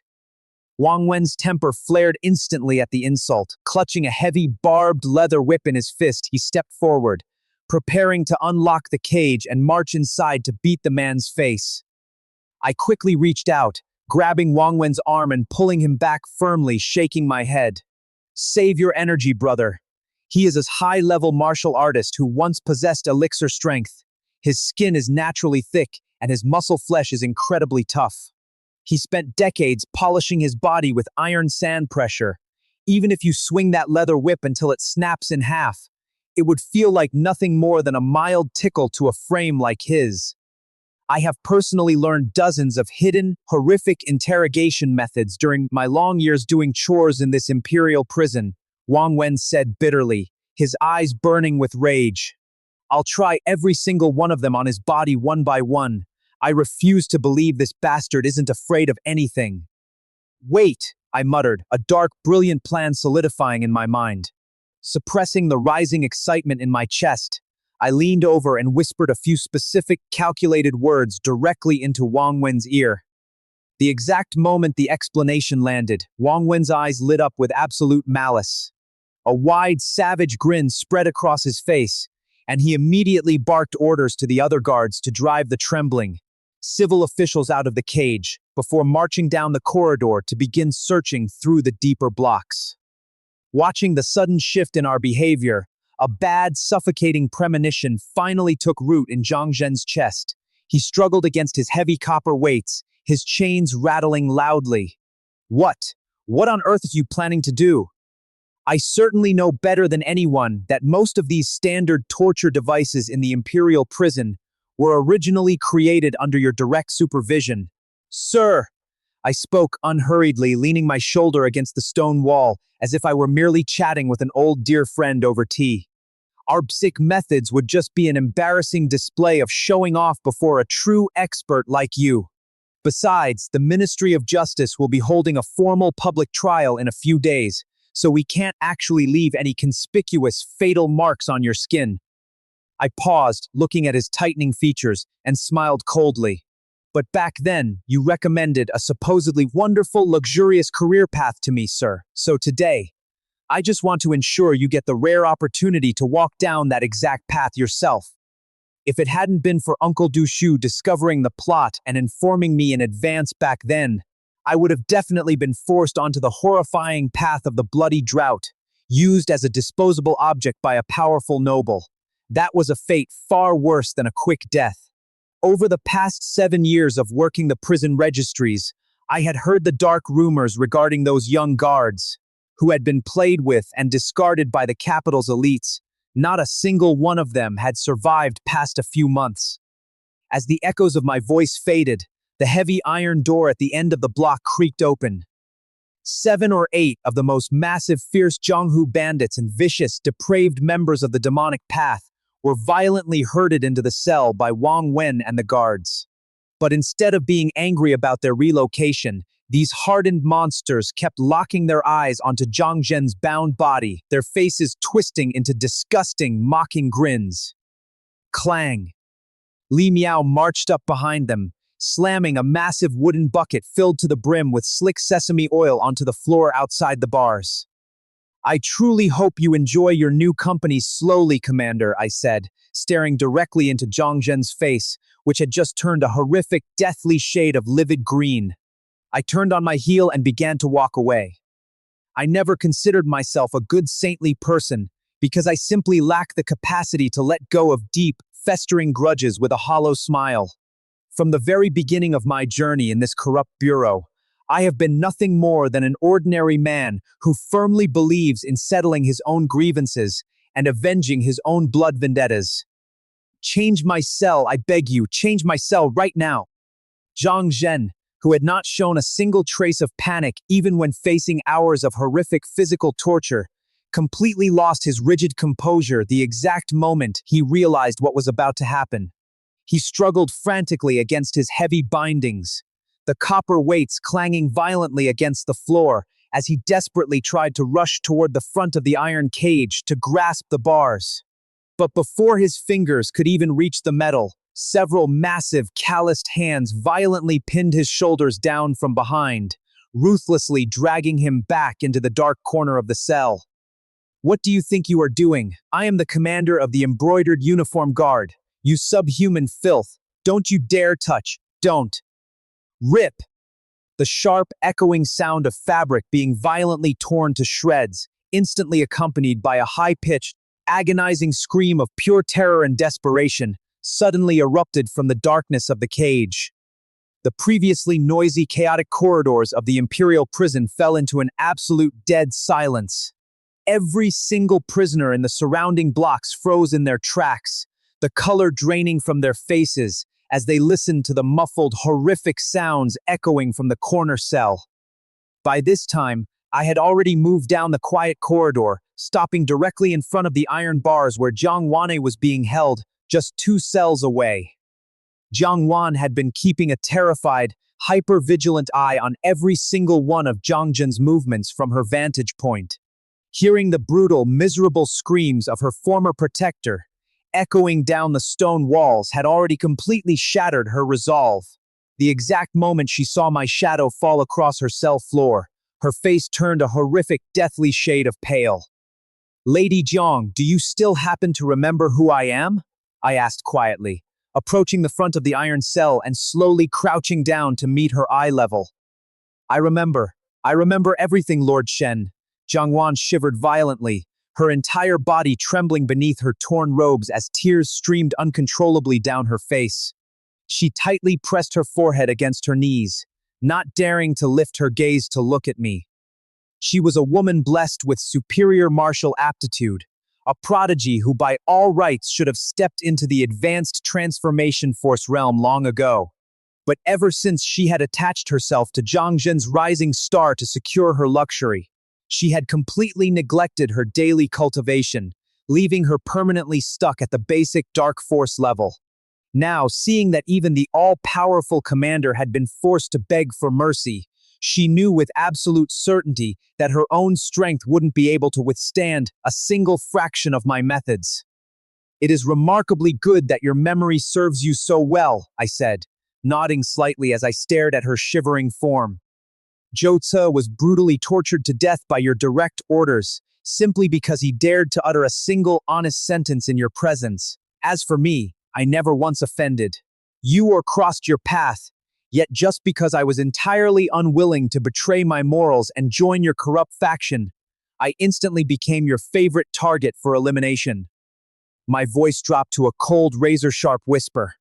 If I hadn't possessed a powerful backer like Uncle Do Shu shielding me from the shadows over the years, I would have died a miserable death at your hands long ago. These past few years, whenever my brothers and I merely caught sight of you walking down the main road, we were forced to take a humiliating detour just to avoid your wrath. Tell me, Lady Jiang, now that the scales have turned, how exactly do you think we should settle this long-standing account? "Lord Shen, I was wrong. I was completely wrong." Jiang Wane wept hysterically, repeatedly throwing herself forward to kowtow against the hard stone floor like a pounding pestle, the dull thuds of her forehead hitting the rock echoing in the cell. As breathtakingly arrogant as she had been during her peak, she was now just as pathetically humble in her despair. "Please, I beg of you, show mercy and spare my life." "You don't actually realize that you were wrong, Lady Jiang," I replied coldly, rising back up to my full height. "You just finally realize that you are going to die." I didn't want to waste a single second of my breath on her useless begging anymore, so I turned on my heel to leave the block, casting a brief, meaningful glance toward Wang Wen and the remaining guards standing nearby. The Ministry of Justice will be holding a formal public trial for her crimes in the future, brothers. So when you enjoy your time, make absolutely sure you do not accidentally kill her. Understood completely, Brother Shen. Wang Wen and the other bench-warming lieutenants grinned savagely, rubbing their hands together in intense anticipation as they stepped toward her cell door. For these past 7 long, agonizing years, they had been forced to walk on thin ice, living in constant, suffocating fear of her whims. Weren't they patiently surviving all this time just to witness a day like this? The deep, dark corridors of the Imperial prison became a theater of long-delayed justice. While Wang Wen and the others began executing their retribution, the rest of our bench-warming brothers systematically visited every cell holding our former tormentors. The cries and pleas for mercy that soon echoed through the stone halls were like a finely tuned orchestra to men who had spent 7 years in terrified silence. We did not kill them. The upcoming Ministry of Justice trials required living bodies, but we ensured that every single debt of humiliation, every unprovoked lashing, and every stolen credit from our years on the cold bench was repaid with absolute agonizing interest. I stood in the main corridor, listening to the cacophony of groans and shattered pride. For 7 years we had retreated into the shadows, taken the long way home, and bowed until our spines ached just to survive the whims of these tyrants. To see them reduced to whimpering wrecks on the very stones where they had broken better men was a feast of retribution that filled the hollow aches of our past. As the frantic night began to bleed into the early hours of morning, the heavy atmosphere of the prison suddenly shifted. The chaotic sounds of our personal reckoning were swiftly cleaned up, the tools of torture put away, and the cells locked tight. The new prison warden had officially arrived. He marched through the massive gates surrounded by a pristine entourage of elite Ministry of Justice guards, his clean, expensive robes contrasting sharply with the grime of the Pacification Bureau. He was a young man, sharp-eyed, and carried themselves with the unmistakable haughty confidence of a high official's nephew. We, the surviving low-level lieutenants, immediately lined up in a flawless, disciplined row along the main hall, dropping our heads and lowering our gazes to the damp floorboards in perfect submission. The warden paused at the head of our line, his cold, measuring gaze sweeping over our plain mourning clothes and our perfectly blank, unassuming expressions. To him, we were nothing more than a handful of harmless bench-warming survivors who had merely managed to outlive the purge by being too insignificant to kill. He let out a faint, dismissive snort, entirely satisfied with our display of absolute obedience, and gestured for his clerks to begin the formal takeover of the registries. I kept my head bowed, a small, invisible smile playing at the corner of my lips. Let the Ministry of Justice take the grand stage. Let the new warden believe he held the reins, and let the world think the embroidered uniform guard was entirely dead. We had survived the golden age of tyrants. We had exacted our bloody revenge in the dark, and we were still standing. As long as I held the secret cards of my cultivation and maintained this flawless mask of an insignificant guard, I would continue to play the long game, watching the empires of men rise and fall from the safety of the dark. Standing at absolute attention inside the main office of the Pacification Bureau, Wang Wen, Li Miao, the remaining guards, and I bowed in perfect flawless unison. "Greetings, Lord Prison Warden." Our voices echoed cleanly against the cold stone walls. The parachuted-in prison warden, who had just formally taken over our bureau, was named Lu Tong, the direct, powerful nephew of the Minister of the Ministry of Justice. Lu Tong sat lazily in the grand, heavily carved mahogany seat that only our all-powerful commander could once occupy. He leaned back, a smooth, satisfied smirk playing across his lips as he looked down at us. "Your practical methods down in the cells may be a bit rough around the edges, boys, but they certainly scratched a deeply satisfying itch right in my heart." When the embroidered uniform guard held absolute, unchecked power over the imperial court, they had crushed the Ministry of Justice so severely that the civil officials couldn't even catch their breath. Even Lu Tong himself had been aggressively summoned and interrogated multiple times by our former superiors. He had marched into our bureau today specifically seeking a bloody, humiliating revenge, but after taking a full tour of the imperial prison, he found that every single act of cruelty he wanted to inflict had already been perfectly executed by our hands. The group of us exchanged quick, subtle glances, unable to help but secretly heave a massive sigh of relief in our chests. It seemed our calculated initiation gift had been entirely the right choice.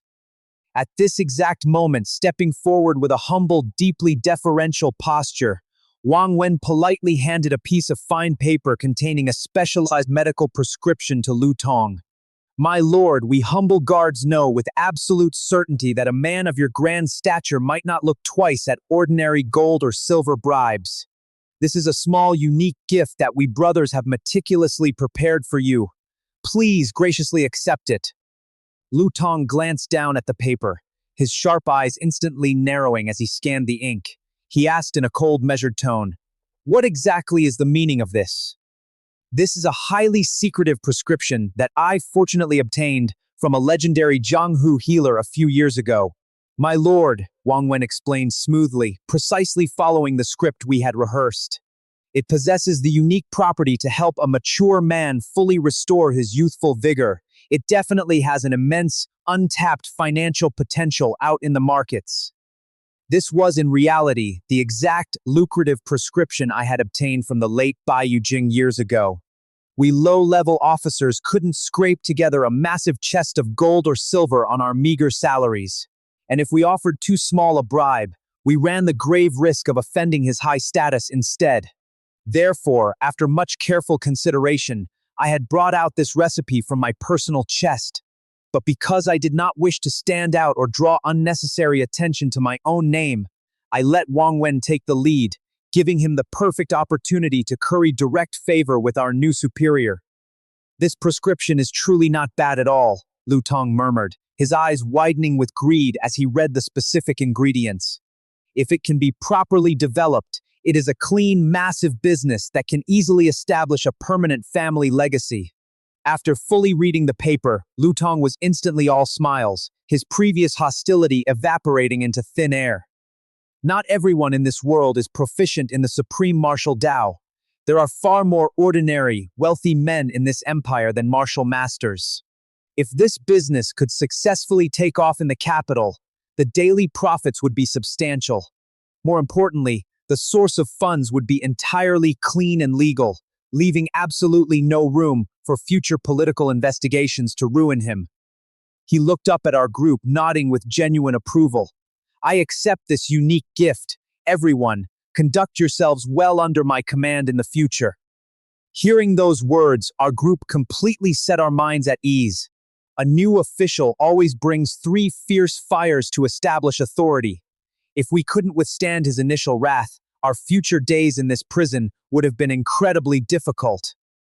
After Lu Tong officially took office, the Ministry of Justice immediately sent a massive wave of inquisitors to interrogate the fallen leadership. They mercilessly used every single agonizing method from the imperial prison on the trapped embroidered uniform guard members. After going through the mandatory legal process of the Ministry of Justice, the verdicts coincided perfectly with the arrival of the autumn executions, including the arrogant Zhang Jin and the weeping Zhang Wan'e, from the high-ranking 1,000 household officers all the way down to the low-level small flag officers. Hundreds of our former superiors were marched out and beheaded on the exact same day. The spraying blood completely drenched the stone execution grounds. I stood quietly by the very edge of the crowded execution square, calmly watching head after head fall into the dirt, watching the massive crowds of commoners cheer, dance, and rejoice with unbridled fury. They all loudly lamented that with the tyrannical embroidered uniform guard finally dead and buried, a beautiful, clear sky had arrived over Great Shuo, and good days were coming for everyone. Several days later, an unnamed pharmacy quietly opened its doors in Yingtian Prefecture. In less than half a month, its reputation for restoring male vigor had spread like wildfire throughout the entire city. Having secured this clean, unassailable source of wealth, Lu Tong began to view Wang Wen as an absolute confidant. He quickly integrated into the daily life of the imperial prison, which in turn made survival significantly easier for our group of old bench-warming officers. When night fell, the cold winter air settled over my small residence north of the city. "Brother Shen, years ago when Zhang Zhen and Zhang Wan'e ruled this bureau, you always protected us from their whims," Wang Wen said, his face flushed with alcohol as he raised his cup. "And now, you've given me such a generous gift by letting me hand over that prescription. All my gratitude is in this wine." He drained the cup in one swift gulp, and I accepted the toast, drinking my own. A few days ago at the execution ground, the commoners were shouting that a clear sky had arrived. Wang Wen muttered casually, wiping his mouth after finishing his cup. "Do you think the days ahead under the civil officials will actually be any better for the people? When a dynasty flourishes, the people suffer. When it perishes, the people suffer, I replied, shaking my head with a sigh. This was the immutable law of feudal dynasties. No mortal could ever avoid it. Wang Wen pondered my words for a long moment, then clicked his tongue in profound admiration. Brother, you truly are a person of great wisdom. In my opinion, that golden seat inside Taiji Hall should be yours to sit in. Careful with your words, I warned him instantly, my voice dropping as my survival instincts flared. It is a supreme fortune that the Pacification Bureau has collapsed. Otherwise, based on that sentence alone, 800 Imperial crossbowmen would already be lying in ambush outside our door. Ever since the tragic death of the God-seeing realm assassin, I had been obsessively searching through old records for any relevant clues about the pinnacle of martial arts. During my investigations, I suddenly discovered a terrifying pattern. The establishment of every single dynasty throughout history invariably had the hidden hand of an immortal behind it. The Great Zhou of thousands of years ago had even witnessed a chaotic, apocalyptic battle among groups of immortals. Because it had happened so long ago, and the official accounts were intentionally vague, those events had long since been relegated to the stuff of theatrical storybooks. However, I highly suspected that those legends might not be false at all. Ordinary men actually believe they can just participate in the bloody struggle for the imperial throne on their own. First, go ask those godlike masters of the God-seeing realm if they even agree. That's very true. Although our old bureau is gone, the imperial court still stands, Wang Wen said, realizing he had spoken out of turn. He hurriedly changed the subject. Brother, my wife keeps insisting that we let our boy Juner go study to become a scholar. But I plan to let him seek a stable position here in the imperial prison. What do you think? He was talking about his son Wang Xin, who was only 7 years old this year. But the boy wasn't cut out for rigorous study. After spending half a year in a private school, he hadn't even managed to memorize half of a basic article. Wang Wen planned to pull him out to practice martial arts instead. Both the literary and martial paths are incredibly difficult to walk in this era, I analyzed honestly. But staying within the Pacification Bureau means a guaranteed stable imperial income. Even if the work is tough and grim, there will at least always be food on his table. Then let him stay in the imperial prison. Wang Wen nodded, firmly resolved. After eating and drinking our fill, I walked through the quiet streets to check on Aunt Du and little Yun. After Uncle Do Shu was forcibly transferred to the Frozen Border Army to avoid drawing any hostile political attention from the Ministry of Justice, they had quickly sold their grand, luxurious residence and moved to a modest home north of the city. It was located very close to my own courtyard, allowing us to easily look out for one another. Do Yun was still far too young to handle the harsh realities of the world alone. Time flowed steadily until the 12th lunar month arrived, bringing with it a sudden family letter delivered straight to my hands. It was a secret letter from Do Shu, sent from the frozen north. In the letter, he detailed his current situation in the borderlands. When he first arrived in the north, he had indeed suffered quite a bit of hardship from the local commanders. But after all, he was a powerful master of the transformation force, and with many of his loyal, old subordinates willingly following him into exile, their strength could not be ignored. Life was now completely passable. As expected, as long as you possess real physical strength, you can get by anywhere in this world, I muttered, nodding in relief. I immediately took out my paper, ground the ink, and began to write a reply. The 19th day of the 12th lunar month, 26th year of Tianwu. I received your letter, Uncle Du. Your nephew is overjoyed to hear of your safety. Half a year ago, Brother Yun successfully stepped into the Bright Force realm.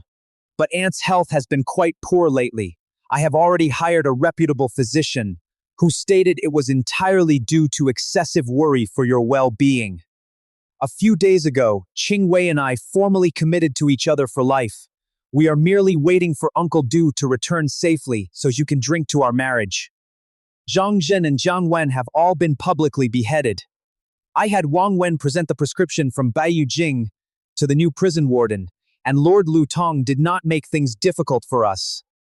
Writing up to this point, I couldn't help but pause my brush, staring at the wet ink. I realized I had long since forgotten what the tragic young master Bai Yujing had actually looked like. But I still vividly remembered the raw, agonizing grievance in his voice when he cried out to the heavens that he was wronged. Exactly a month later, I once again took out paper and ink to draft another letter to Do Shu in the north. The capital was remarkably lively during this Lunar New Year festival. I took Aunt and Brother Yun out to see the magnificent lanterns. Brother Yun asked me directly when you would finally return home. I told him I didn't know for certain, but it would take at least another 3 to 5 years. In the evening, his temper flared and he fiercely railed against the emperor above for burning bridges after crossing the river to establish his empire. I immediately scolded him and sternly warned him to be careful with his words. And he lowered his head, saying he knew he was wrong. But I know deep down that Brother Yun only conceded verbally to appease me. His natural temperament is simply far too unyielding and fierce. I worry immensely that he will cause some great, irreversible disaster in the future. Uncle Du, please persuade him more in your own letters to restrain his temper. Afterward, every once in a while, I would secretly send a long-distance letter to the northern border. By the 28th year of Tianwu, I wrote, "Half a month ago, the very last founding marshal general was ordered by imperial decree to commit suicide. The very next day, the emperor ordered the total abolition of the embroidered uniform guards' traditional torture implements. They are now only a single step away from completely dissolving the Pacification Bureau entirely. I don't really care about the bureaucracy, because our bureau has long existed in name only, and now it only serves to manage those specific prisoners left in the imperial prison. Sometimes I truly wonder, the legendary martial generals, who were actually capable of fighting and winning wars for Great Shuo, have now been systematically slaughtered by the throne. Is the emperor not afraid that his own sons will rebel in the future, or that his grandson will have absolutely no loyal commanders left to use? Who will block the enemies then? Will he rely solely on those hidden God-seeing realm martial artists?" I paused, thought for a moment, and quickly burned that highly treasonous piece of paper to ashes over my lamp before starting to write anew. I heard that his health is getting worse by the day. I estimate his end is near, likely within this year or two. I have heard wild rumors that in the far north not only is it like deep winter all year-round, but there are also extremely ferocious red-haired, green-eyed Rakshasa ghosts attacking the borders. Uncle Du, please take extra care of your health and remain cautious in all things. By the 29th year of Tianwu, the emperor's fourth son, the Prince of Yan, officially launched a massive northern expedition that lasted for over half a year. Due to the chaos of war, the regular communication lines between Do Shu and me were completely interrupted. However, news of the Prince of Yan's spectacular, crushing victory soon reached Yingtian Prefecture, and the commoners in the city streets were all deeply encouraged by the military triumph. Yet in that exact same year, a colossal corruption case broke out in the wealthy Jiangnan region. The standard celestial prison couldn't possibly hold the sheer volume of arrested officials, so the Ministry of Justice was forced to dump a large portion of them into our imperial prison. The cold, quiet Pacification Bureau became bustling and lively for the first time in a very long while. That day, I finally received another letter from Do Shu.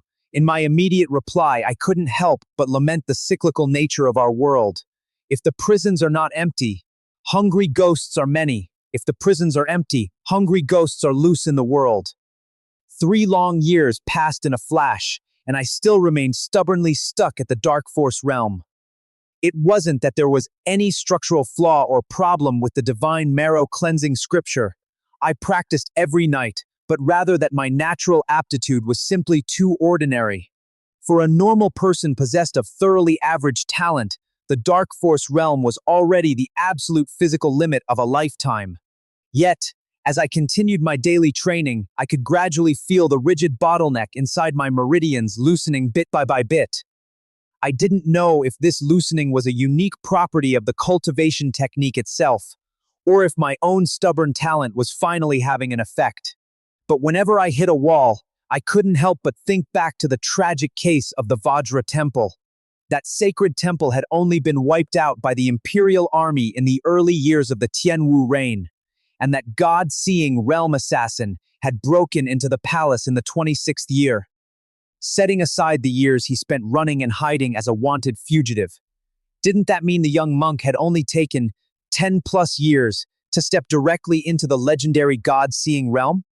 Damn it, I cursed inwardly, a wave of profound envy washing over me. The gap between an ordinary human and a true martial genius was simply far too vast. When I was 14 years old in my past life, I didn't even know what advanced calculus was, while geniuses were already solving world riddles. Thinking of this, I focused my mind and wrote to Doshu. My salary these past few years hasn't been much, only enough to keep food on our table. I haven't managed to save much extra money. I haven't been able to afford those rare, nourishing medicinal pills for Brother Yoon, so his cultivation progress has been slow. However, Brother Yoon possesses excellent natural aptitude and has already touched upon the edges of the dark force. As he grows older and his chi and blood become increasingly vigorous, I estimate he will be able to successfully step into the transformation force at 16. By the 30th year of the Tianwu reign, a massive scandal erupted within the officialdom of the empire. During the prestigious imperial examination, all 52 scholars selected by the chief examiner, Liu Sanwu, hailed exclusively from the affluent southern regions.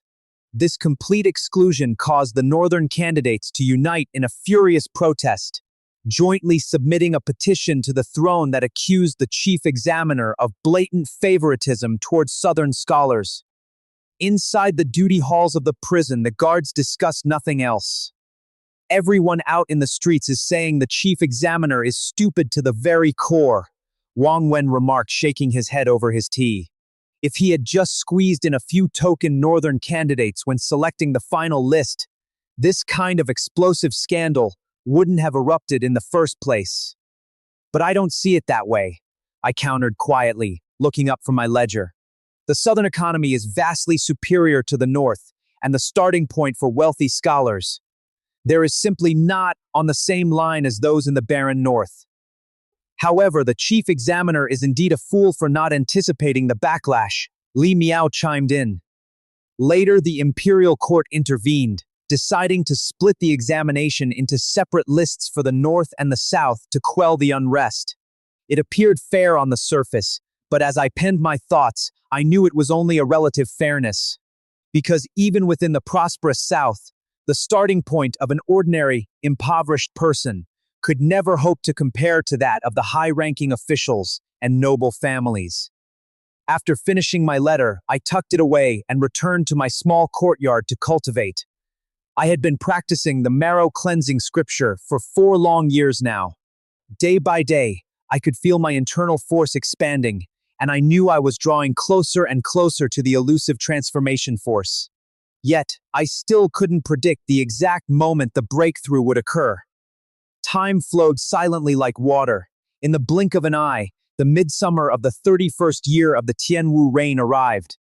This year, I reached the age of 27. I had spent 10 long years doing chores and maintaining order within the Pacification Bureau, while Qingwei had been locked behind the iron bars of her cell for 12 years. That afternoon, I came off duty from the Pacification Bureau, returning to my desk to pick up my paper and brush to prepare another routine reply to Doshu in the north. Suddenly, clang, clang, clang. From the direction of the Bell and Drum Bureau, a deep, resonant bell began to toll. The massive, somber sound rolled heavily across the sky, spreading over every street and alleyway of Yingtian Prefecture. I froze, the ink dripping from my brush as I slowly looked up toward the horizon. My heart pounded violently, filled with an irrepressible, surging joy. The old emperor was dead. A new era was about to begin. Ever since the crown prince tragically passed away years ago, I had been waiting bitterly and patiently for 6 long, grueling years, and today I had finally waited for it. If it were somehow humanly possible, I would even want to personally carry the wooden coffin for the tyrannical grand ancestor. fill his royal grave with yellow soil with my own hands and loudly play the celebratory suona at his funeral. Unfortunately, a minor lieutenant like me entirely lacked the royal qualifications to do so.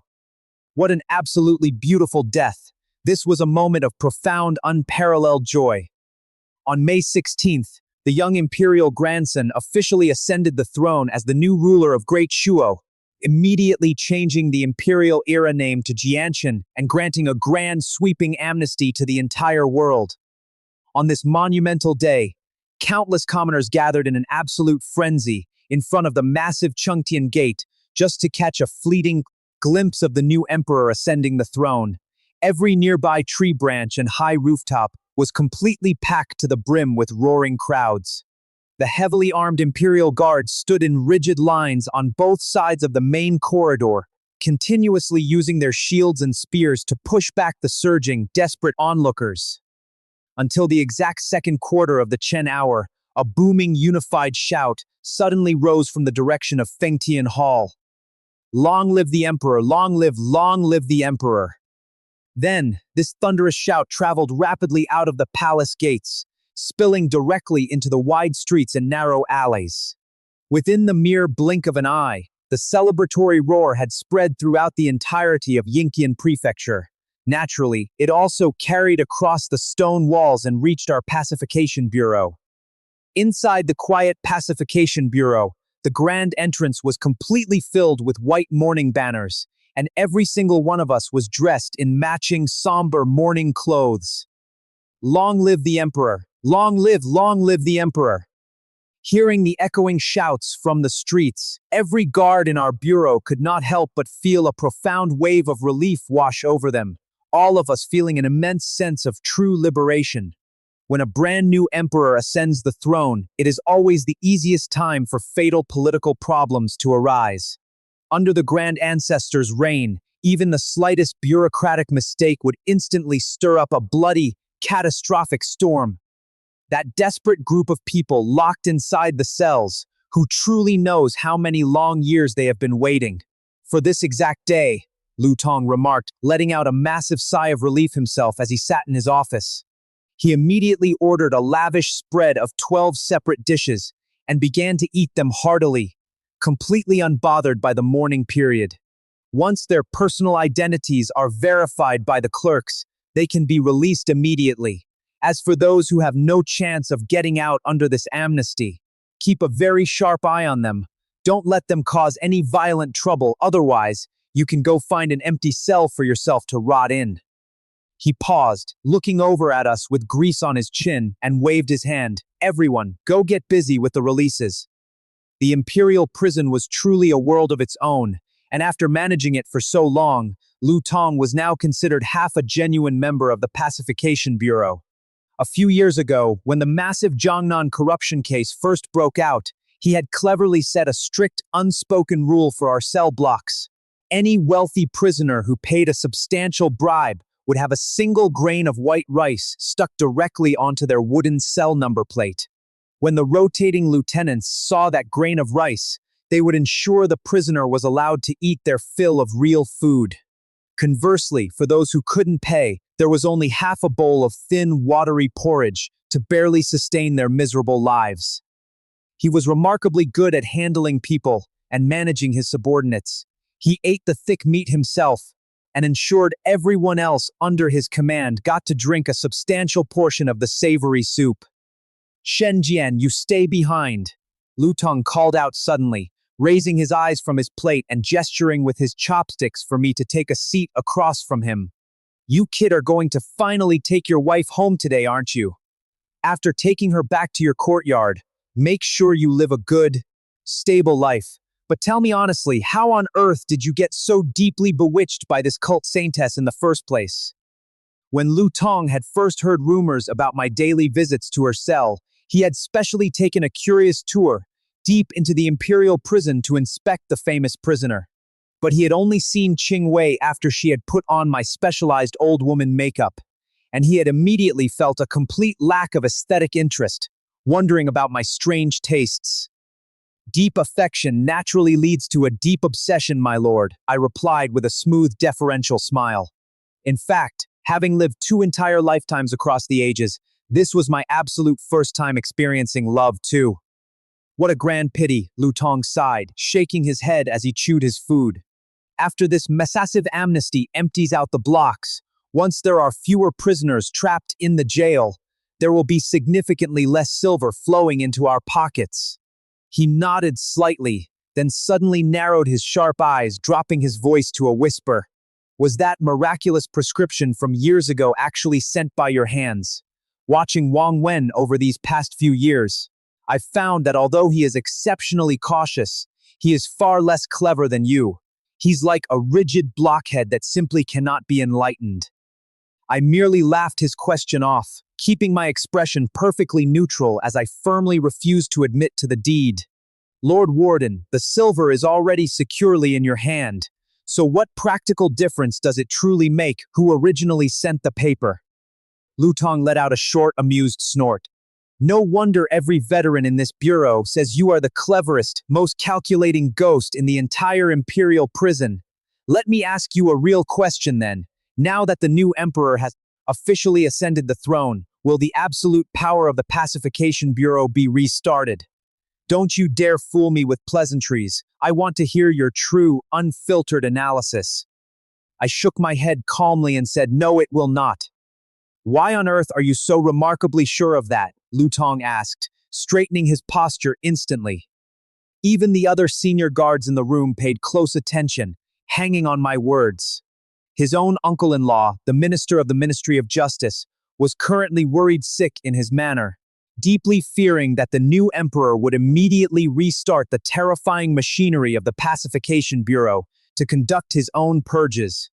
After all, every single new emperor in history invariably wants to install his own loyal court officials. But no one in the ministries could accurately fathom the young emperor's future plans. Everyone was talking in circles, but there was absolutely no certainty to be found. I pondered the political chessboard for a brief moment, choosing my words carefully. The current emperor is naturally benevolent, lenient, and deeply values Confucian harmony. So there is simply no immediate need for him to utilize a terrifying tool like the embroidered uniform guard. Besides, the historical function of our bureau, which was to thoroughly slaughter the founding generals, has already been completely exhausted by the Grand Ancestor. It will only ever be restarted in the future when a dire, bloody need arises. The Grand Ancestor had reigned for many long decades, and had already systematically annihilated every single meritorious official capable of threatening the throne. Now the remaining court officials were all pro-emperor factions with exceptionally shallow family foundations, meaning there was simply no logical reason for the young ruler to enable a rogue secret police force. Only when it is needed will it be restarted. Lu Tong muttered, his eyes flashing as he immediately understood the deeper, brilliant meaning behind my words. He slammed a heavy stack of gift money directly onto the wooden table on the spot.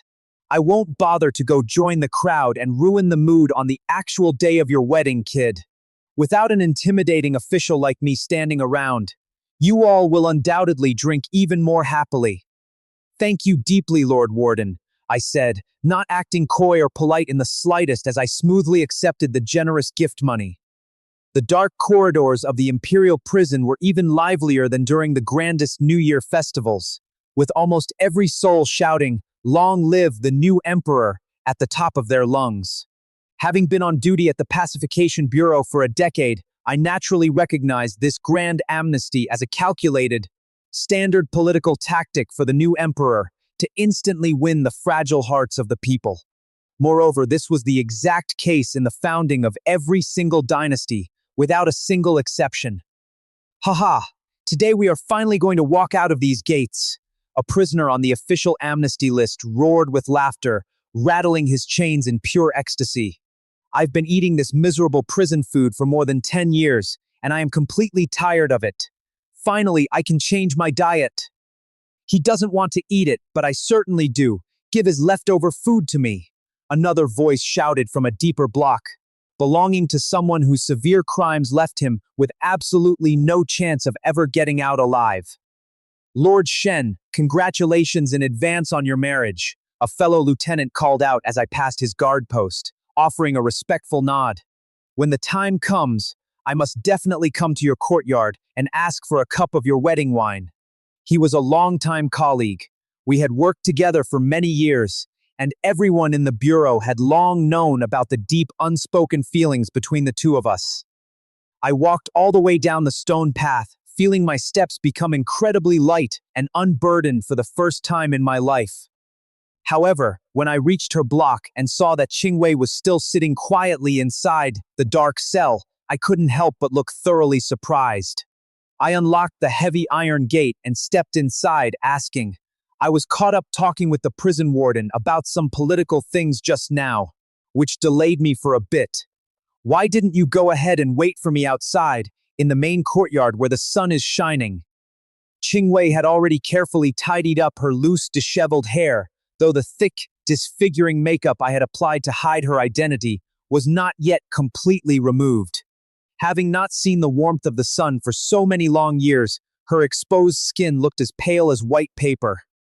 Catching sight of me stepping through the threshold, she parted her chin slightly and gently moved her lips to speak. Whoosh! At that exact moment, a volley of dazzling, celebratory fireworks suddenly bloomed across the sky outside, their brilliant thunders echoing down the ventilation shafts. A sudden wind rose, violently blowing against the courtyard trees and sending their dancing shadows sweeping across the small prison window. In the vast, lush green sky visible through the bars, the white clouds drifted by like running dogs, and a sudden draft caught Qingwei's long sideburns, blowing them back to fully reveal a pair of remarkably clear, beautiful eyes. My heart's calm ripples suddenly turned into surging, overwhelming waves, and I heard her soft words carrying clearly through the rushing wind. I am waiting for you to take me home. Time flew by in a rapid blur. It was already the 7th day of the 7th month. The Grand Ancestor's mandatory Great Mourning period had finally passed, and today was our official wedding date. This marriage was not overly lavish or extravagant, but it was remarkably warm and lively. Aunt Du sat gracefully in the main seat acting as our honored elder, and my old colleagues from the Pacification Bureau came to congratulate us one after another in a steady stream. I kept drinking toast after toast with them until the absolute dead of midnight, and it was only after sending away Wang Wen, who was the last to drunkenly stumble out of the gate, that the small courtyard, which had been incredibly noisy all day, finally quieted down. I firmly closed the heavy wooden courtyard door, letting out a long, massive sigh of relief. Turning my head back, I looked at the bright red double happiness character cleanly posted against the windowsill. I straightened my robes, took a deep breath, and pushed open the door to the bridal chamber. Creak! The hinges groaned softly as I entered the quiet room, my eyes instantly landing on my bride sitting perfectly still in front of the bed. She was wearing a magnificent red wedding dress, her face hidden beneath a heavy red veil. The matching crimson bed curtains were neatly tied back on both sides, their silken tassels swaying slightly in the draft. Turning my head to look around, I marveled at how the entire decoration of this main room, which had been filled with casual clutter in my memory, had actually become incredibly tidy and immaculate under her touch. The bedding was neatly folded, fresh, clean paper had been pasted over the windows. A beautifully lacquered red wardrobe stood against the wall.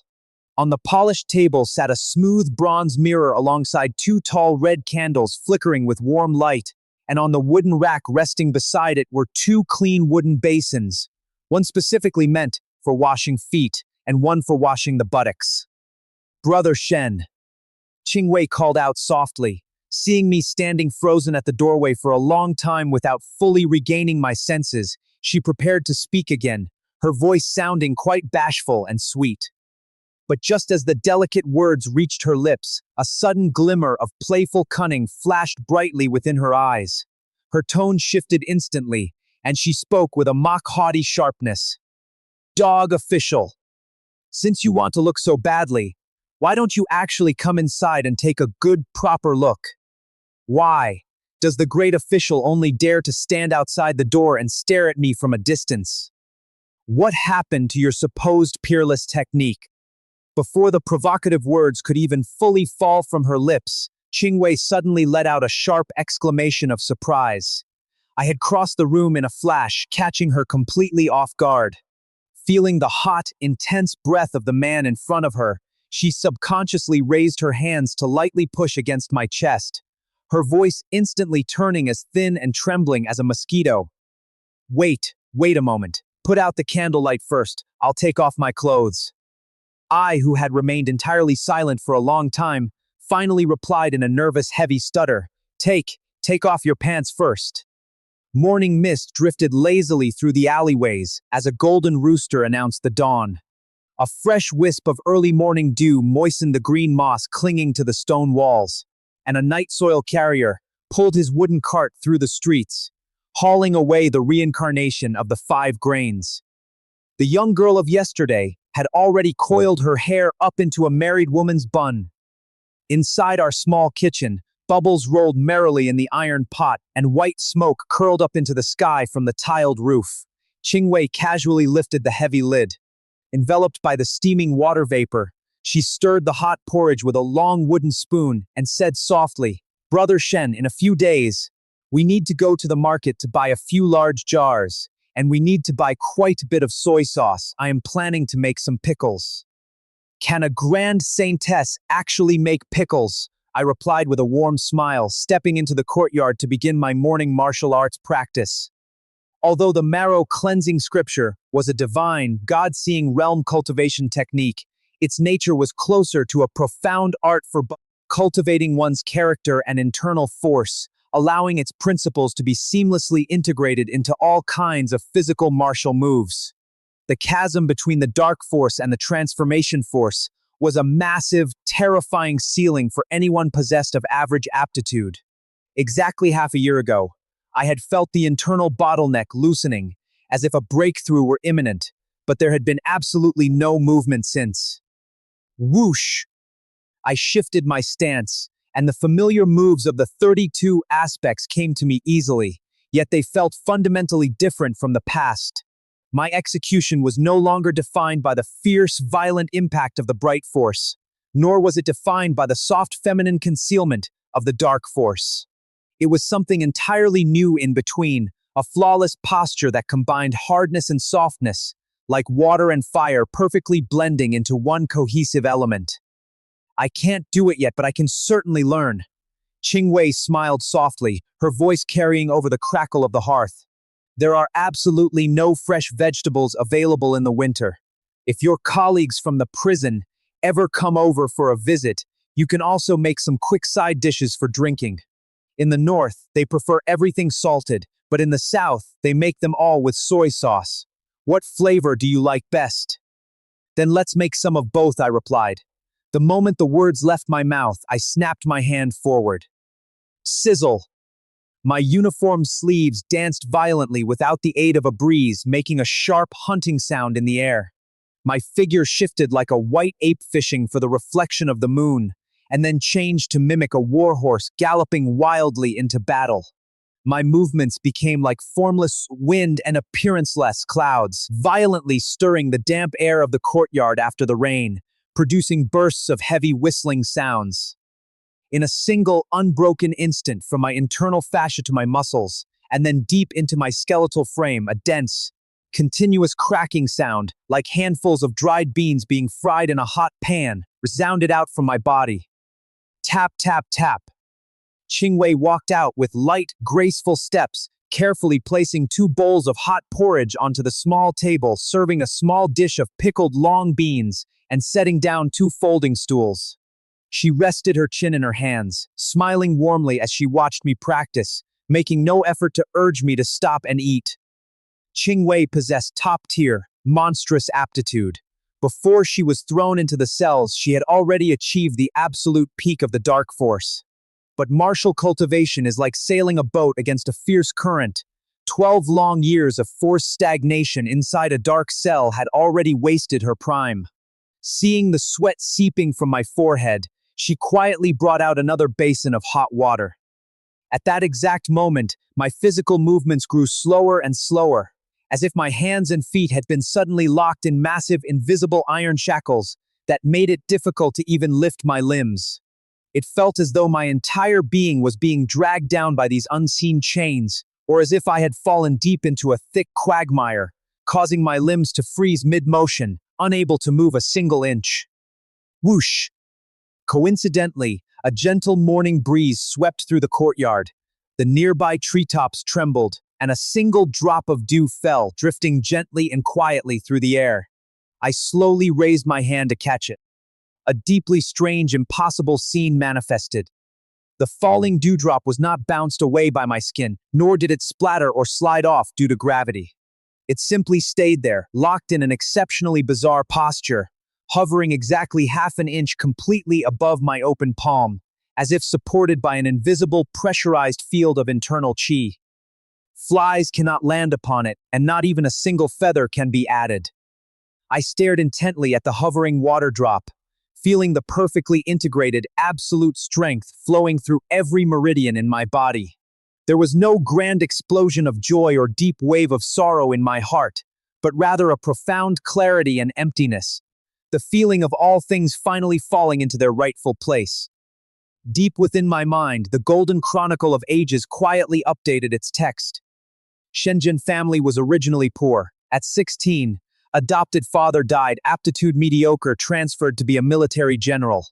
Bribed the 1,000-man commander, became a lieutenant, and broke the mystery of the womb on the same day. Cultivated bitterly for more than 2 years, entered Bright Force. In the imperial prison for another 4 years, obtained 1 copy of the marrow cleansing scripture, cultivated for 1 year, touched Dark Force. The day after marriage, 4 years of hard work, without a single shred of deceit, finally entered Transformation Force, age 27. Although the transforming energy realm is generally only considered a second-rate tier within the vast martial arts world, attaining it is already more than enough to command genuine respect and earn a comfortable living while traveling through the dangerous Jianghu. During the historic peak of the Pacification Bureau, an officer possessing this level of physical cultivations would hold a rank of at least a prestigious centurion. As for those elusive, first-rate martial artists, they are legendary figures capable of making their names ring out across an entire, province-sized region. Typically, they are the absolute sect leaders of local martial arts schools or powerful localized warlords. Because they are mostly scattered across the empire, they are incredibly rare to see in daily life. Thus, it is easy to see that the actual value of being a second-rate expert is nowhere near as low as the common folk might initially imagine. Following our marriage, the generous prison warden Lu Tong granted me a full half-month of paid leave from my duties. I immediately took advantage of the time to take Qingwei on a slow, peaceful tour through every beautiful corner of Yingtian Prefecture. Afterward, I happily accompanied her in our quiet courtyard, where we spent our afternoons carefully planting the tiny fruit pits she had meticulously saved and brought out from the dark cells of the imperial prison, burying them one by one into the fertile soil. With a new mistress officially running the household, a few small chirping chicks were soon introduced to the yard, pecking for scattered food across the dirt. Just because her warm presence was now filled within the rooms, our originally cold, quiet bachelor courtyard instantly became incredibly lively and full of life. "I won't ever go back to my birthplace, Brother Shen," Qingwei murmured softly one afternoon as she stood close to me, her fingers carefully tidying my official collar and smoothly pressing out the slight wrinkles on my cotton robe. "I was sold off to the Miao Yin sect by my biological parents when I was just a small child, and then I was locked away inside the imperial prison for 12 long years. Even if I somehow managed to track them down and go back today, they might not even recognize my face anymore." "Then let's completely forget about it," I replied, nodding gently as I looked down into her eyes. I had originally harbored intentions of taking Qingwei back to my old ancestral hometown to pay respects, but I hadn't expected her to offer such a point-blank, quiet refusal.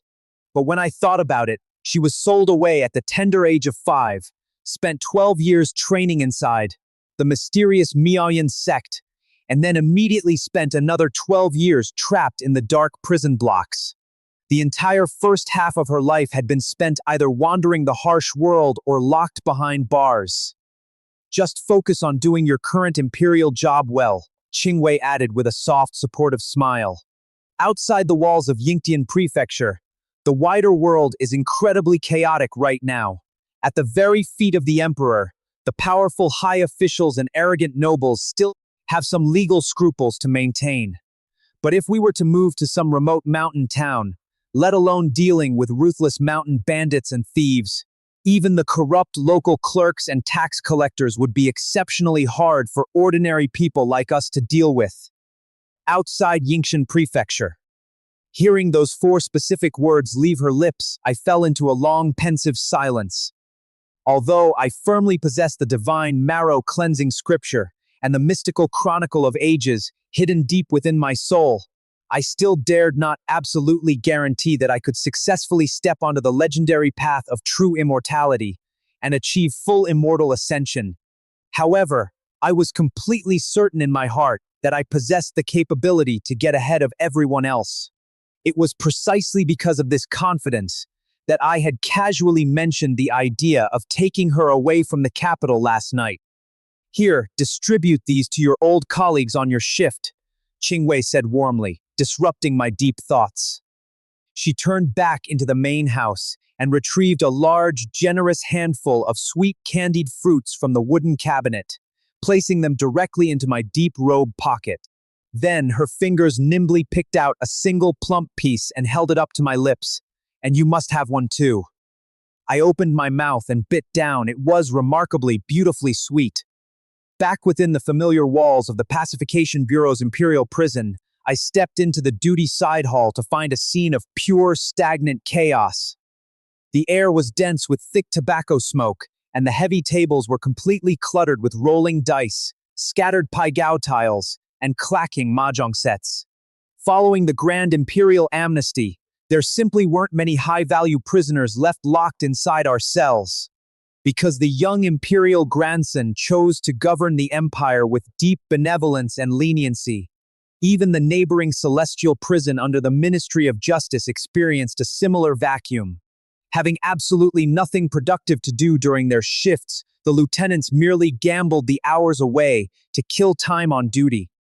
Why on earth did you come back to this bleak place today instead of staying home to enjoy your marital happiness, kid? Lu Tong shouted from the center of the largest table, his posture imposing as he rattled a bamboo cup filled with dice. He grinned, waving me over. I didn't realize you were so fiercely reluctant to leave the Pacification Bureau behind. Come over here and play a few fierce rounds with us. I walked over smoothly, reaching into my pockets to hand out the sweet candied fruits Qingwei had prepared for my colleagues, while politely expressing that I was entirely incompatible with gambling and vices. Look at him, glowing with absolute health. Truly, a happy marriage makes a man's inner spirit completely refreshed. Wang Wen laughed heartily, accepting a piece of the candied fruit. He looked at me closely, a knowing glint in his eye. Having known me for years, he instantly noticed the subtle shift in my posture and physical aura, realizing that I had finally achieved a major breakthrough in my martial realm. Could it be that Brother Wang also wishes to take a fresh concubine for himself? I joked, smiling it off smoothly. After officially stepping into the transforming energy stage, my internal blood and qi were exceptionally abundant. The Imperial prison was naturally dark, cold, and damp, causing most of the veteran lieutenants to look withered and prematurely old, which only made my refreshed, youthful appearance stand out even more. I certainly don't possess that grand fortune, brother. Wang Wen laughed, waving his calloused hand dismissively. I'm getting far too old, and my back can't handle that kind of frantic tossing anymore. Before the laughter could die down, Ashui leaned across the table, nudging my shoulder and giving me a conspiratorial wink. Well, I am actually planning to take a brand new concubine into my household very soon, just to bring some fresh luck to my finances. Then let me congratulate you in advance, Brother Ashui, I replied, casually cupping my hands together in a polite gesture, though my tone remained entirely flat, neither salty nor bland. Before the embroidered uniform guard violently lost its unchecked power, Ashui had always crawled at the absolute bottom of our bureau's hierarchy. Back then, even a stray dog could run up and bark in his face without consequence, and it was his faithful first wife who had single-handedly endured those long, bitter years of poverty and humiliation with him. Later, when Lutong took over the bureau and allowed our faction to drink the financial soup of bribes, Ashui's pockets suddenly became abundant with silver. Yet, the exact moment his life became comfortable, he immediately engineered a cruel excuse to divorce his loyal wife, completely abandoning his young son without a single shred of remorse. A man who is only capable of sharing your hardships, but will instantly betray you the moment he strikes. Riches. Who on earth would ever dare to turn their back or work as a genuine partner alongside someone like that? Make sure you remember to come over and drink my wedding wine when the formal date arrives, Shenjian. Ah Shui shouted joyfully, entirely oblivious to the coldness in the room. That is easy enough to say, I prevaricated smoothly, already mentally calculating a valid bureaucratic excuse to decline the invitation when the time came. Ah Shui, thoroughly overjoyed by his own prospects, scurried off to invite the other guards down the line. The remaining colleagues smiled warmly on the surface to maintain peace, but the moment his back was turned, their eyes filled with deep, unbridled disdain, most of them harboring the exact same disgusted thoughts as me. After all, everyone sitting in this room was an imperial official, and we couldn't talk for 3 sentences without the conversation naturally drifting back to the volatile politics of the imperial court. Lutong, thoroughly displeased with his terrible luck at the tables, slammed his bamboo cup down, tossed it aside in frustration, and surrendered the main seat to Wang Wen. You didn't show up for duty a few days ago, Shenjian, he muttered, quickly catching my eye and steering me away from the crowd. A monumental matter was officially announced at the Taiji Hall. The word from the top is that the young emperor is preparing to aggressively cut the power of the feudal vassal lords. What do you think about this? During a grand family banquet a few days prior, when the topic of potentially reconstructing the embroidered uniform guard arose, Lutong had thrown out the exact political remarks I had shared with him. His uncle, the minister of the Ministry of Justice, had been thoroughly surprised by his nephew's sudden brilliance, and had praised him highly for possessing such sharp, long-term political vision. Naturally, last night, his uncle had pressed him further, asking for his thoughts on cutting the vassals. Lutong hadn't been able to answer a single thing, so he had run straight to the prison today to grill me for answers. Before I could speak, Wang Wen called out nonchalantly from the table. What is there to think about? I think about it sitting down. The court's high-level business is far too removed from low-level guards like us. If the throne wants to cut them, they cut them. Under the whole heaven, is it not the king's land? Can those provincial princes actually dare to refuse an imperial decree? His simple logic was immediately met with nods of agreement from several of the old guards. In fact, Lutong himself had harbored the exact same thoughts before coming here. This move is far too impatient, isn't it? I murmured, smacking my lips slightly as the true weight of the news settled in my mind. Seeing my reaction, Lutong's eyes lit up. He hurriedly pulled me deeper into the quiet corner of the side hall, lowering his voice as he pressed me for details. Impatient? What exactly do you mean by that, brother? Let me pose an analogy to you, Lord Warden, I whispered, leaning in close so my voice wouldn't carry to the gambling tables. Imagine your biological father possessed a massive family estate, but when it came time to pass down the inheritance, he deliberately bypassed your entire generation and handed every single asset directly to his young, inexperienced grandson. Lutong listened intently, his brow furrowing as I continued.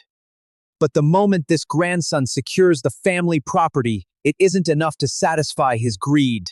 Before he has even sat firmly in the master's chair, he immediately demands to seize your personal share of the estate as well. And to make matters worse, your physical fist is significantly bigger than his. Your personal background in the family is vastly thicker than his, and your actual ability to manage the estate is vastly superior to his. If you were put in that position, What exactly would you do? Naturally, I would violently snatch it all back. Lu Tong replied automatically, but mid-sentence, his voice caught in his throat. His sharp eyes suddenly widened to the size of saucers as the horrifying realization dawned on him. Are you trying to imply that a powerful vassal king will actually rise up and rebel? I didn't say a single thing of the sort, my lord, I replied instantly, shaking my head with a calm, perfectly blank expression.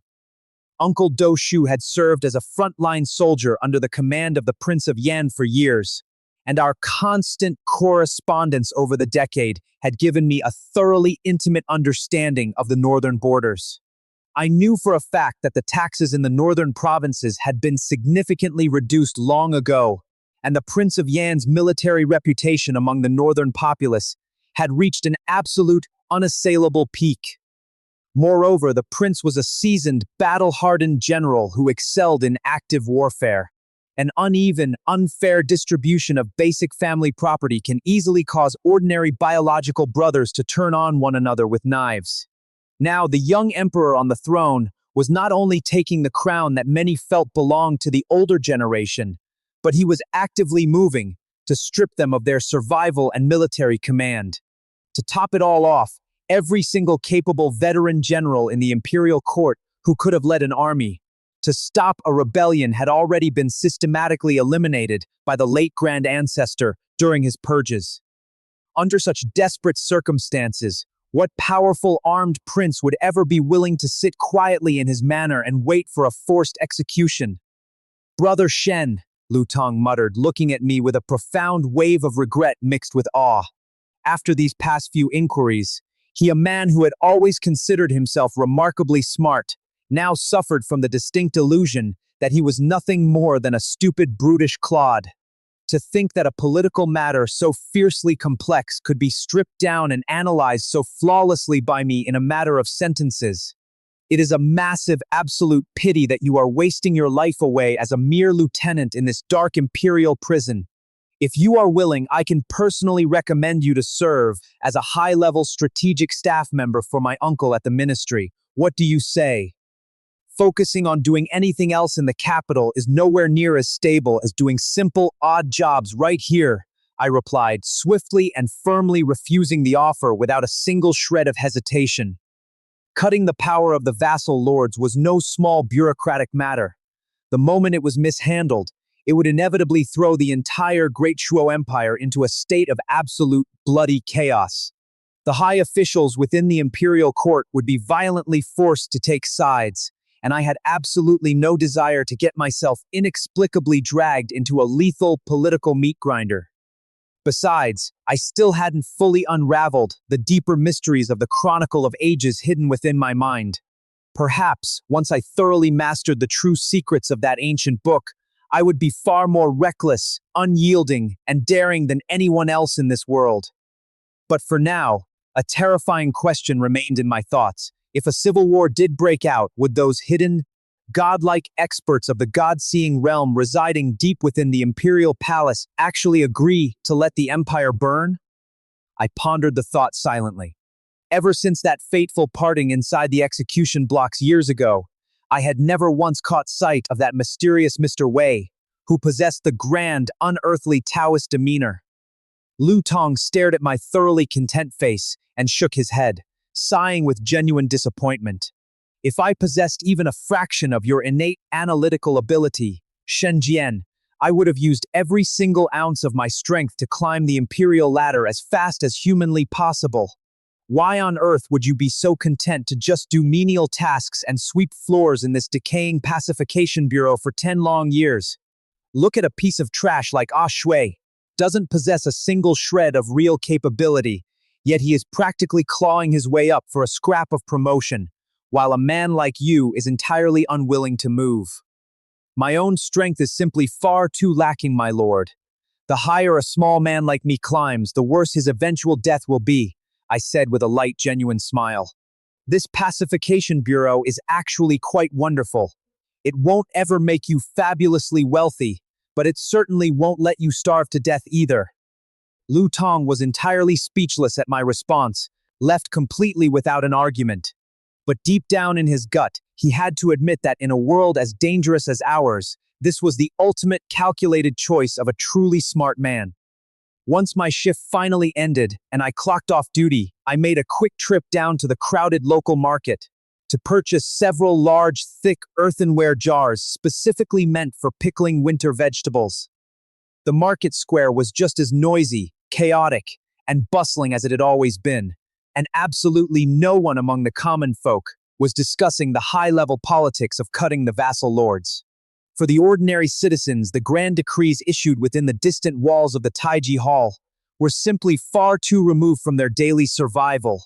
Yet, in reality, every single word, spoken, and action taken by those figures above would eventually trickle down to violently affect the fates of thousands of households. When I finally returned to my courtyard, hauling the heavy jars, I found Qing Wei carrying a large wooden basin filled with freshly washed clothes.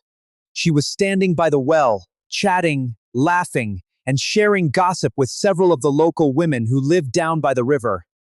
There were absolutely no small exclusionary cliques pushing her out, nor were there any petty neighborhood quarrels to be found. Although the ordinary women in the city streets inherently loved to step on the low and praise the high, everyone in our alley was a clever, observant person who knew exactly who could and could not be safely offended. For the common folk, even a minor low-level clerk in an imperial bureau was considered a formidable, terrifying official master who held the power to ruin them.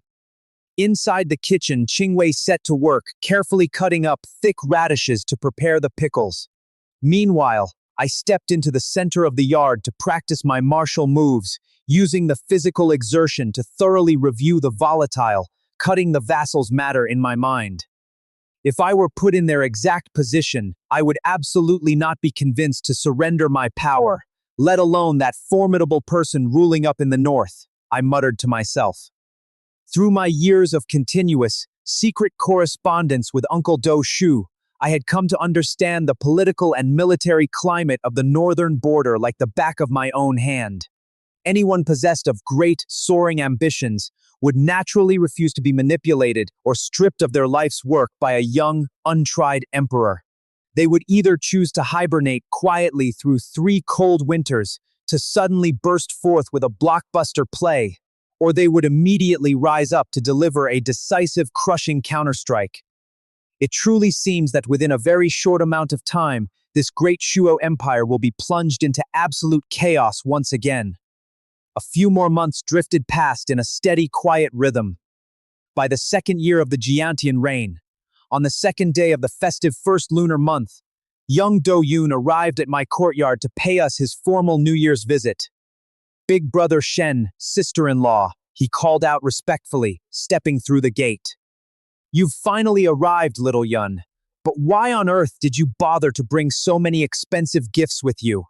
Qing Wei chided warmly, immediately stepping forward to lead him out of the cold and into the main room. During the previous autumn, Aunt Du had caught a severe seasonal cold, compounded by her years of suffocating, excessive worry for her exiled husband. Her fragile health had completely failed, and she finally fell deeply ill and passed away. From carefully choosing the proper burial plot to manually organizing the funeral and laying her to rest, I had been completely busy handling every detail for the family. With his mother now dead and buried, and his father exiled to the frozen edges of the empire, the young boy had been forced to grow up fast. He was 17 years old now, and the shape of his eyebrows had grown remarkably resolute and sharp.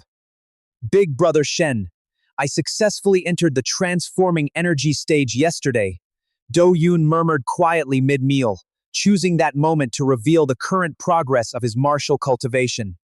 Remarkably well done, kid.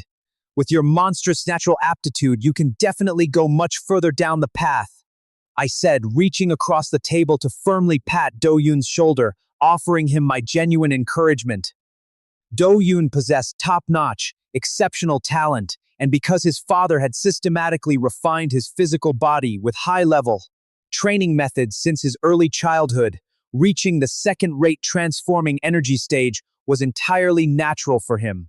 If it hadn't been for our severe lack of expensive, nourishing medicinal supplements and pills over the past few years. He would have likely achieved this breakthrough an entire year earlier. Thank you deeply for everything, Big Brother Shen, for taking such absolute unwavering care of both me and my mother over these hard years. I will make sure I take care of you in the future, Do-yoon said, his voice thickening with emotion as he raised his wine glass, preparing to stand up from his stool to offer me a formal solemn toast. Although he was still incredibly young, he was by no means ignorant of the world's harsh realities. He knew with absolute clarity that if it hadn't been for my constant protection and financial backing behind the scenes, his daily life with his mother would have been filled with misery.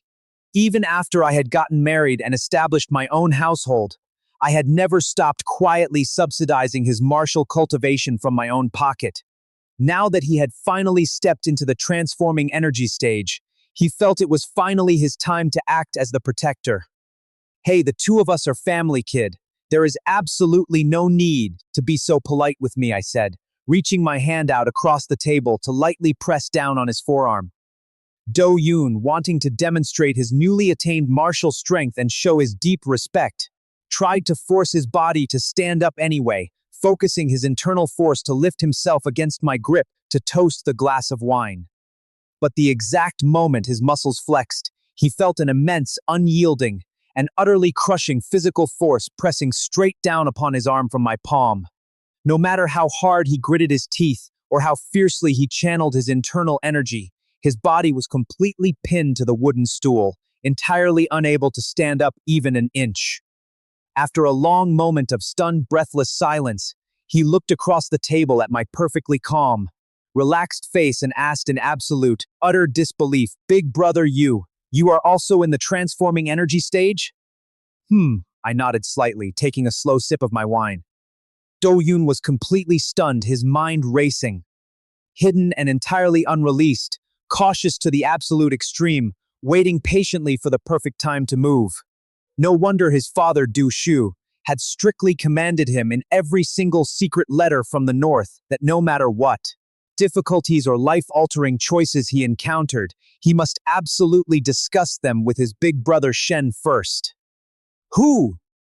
After a long, heavy moment of profound silence, Do-yoon slowly exhaled, his eyes burning with a newfound sharp resolve as he whispered, "Since Big Brother has already successfully entered the transforming energy stage, I don't have to worry about leaving you unprotected anymore. In a few days, I plan to pack my bags and head straight to the northern border to accompany my father and fight back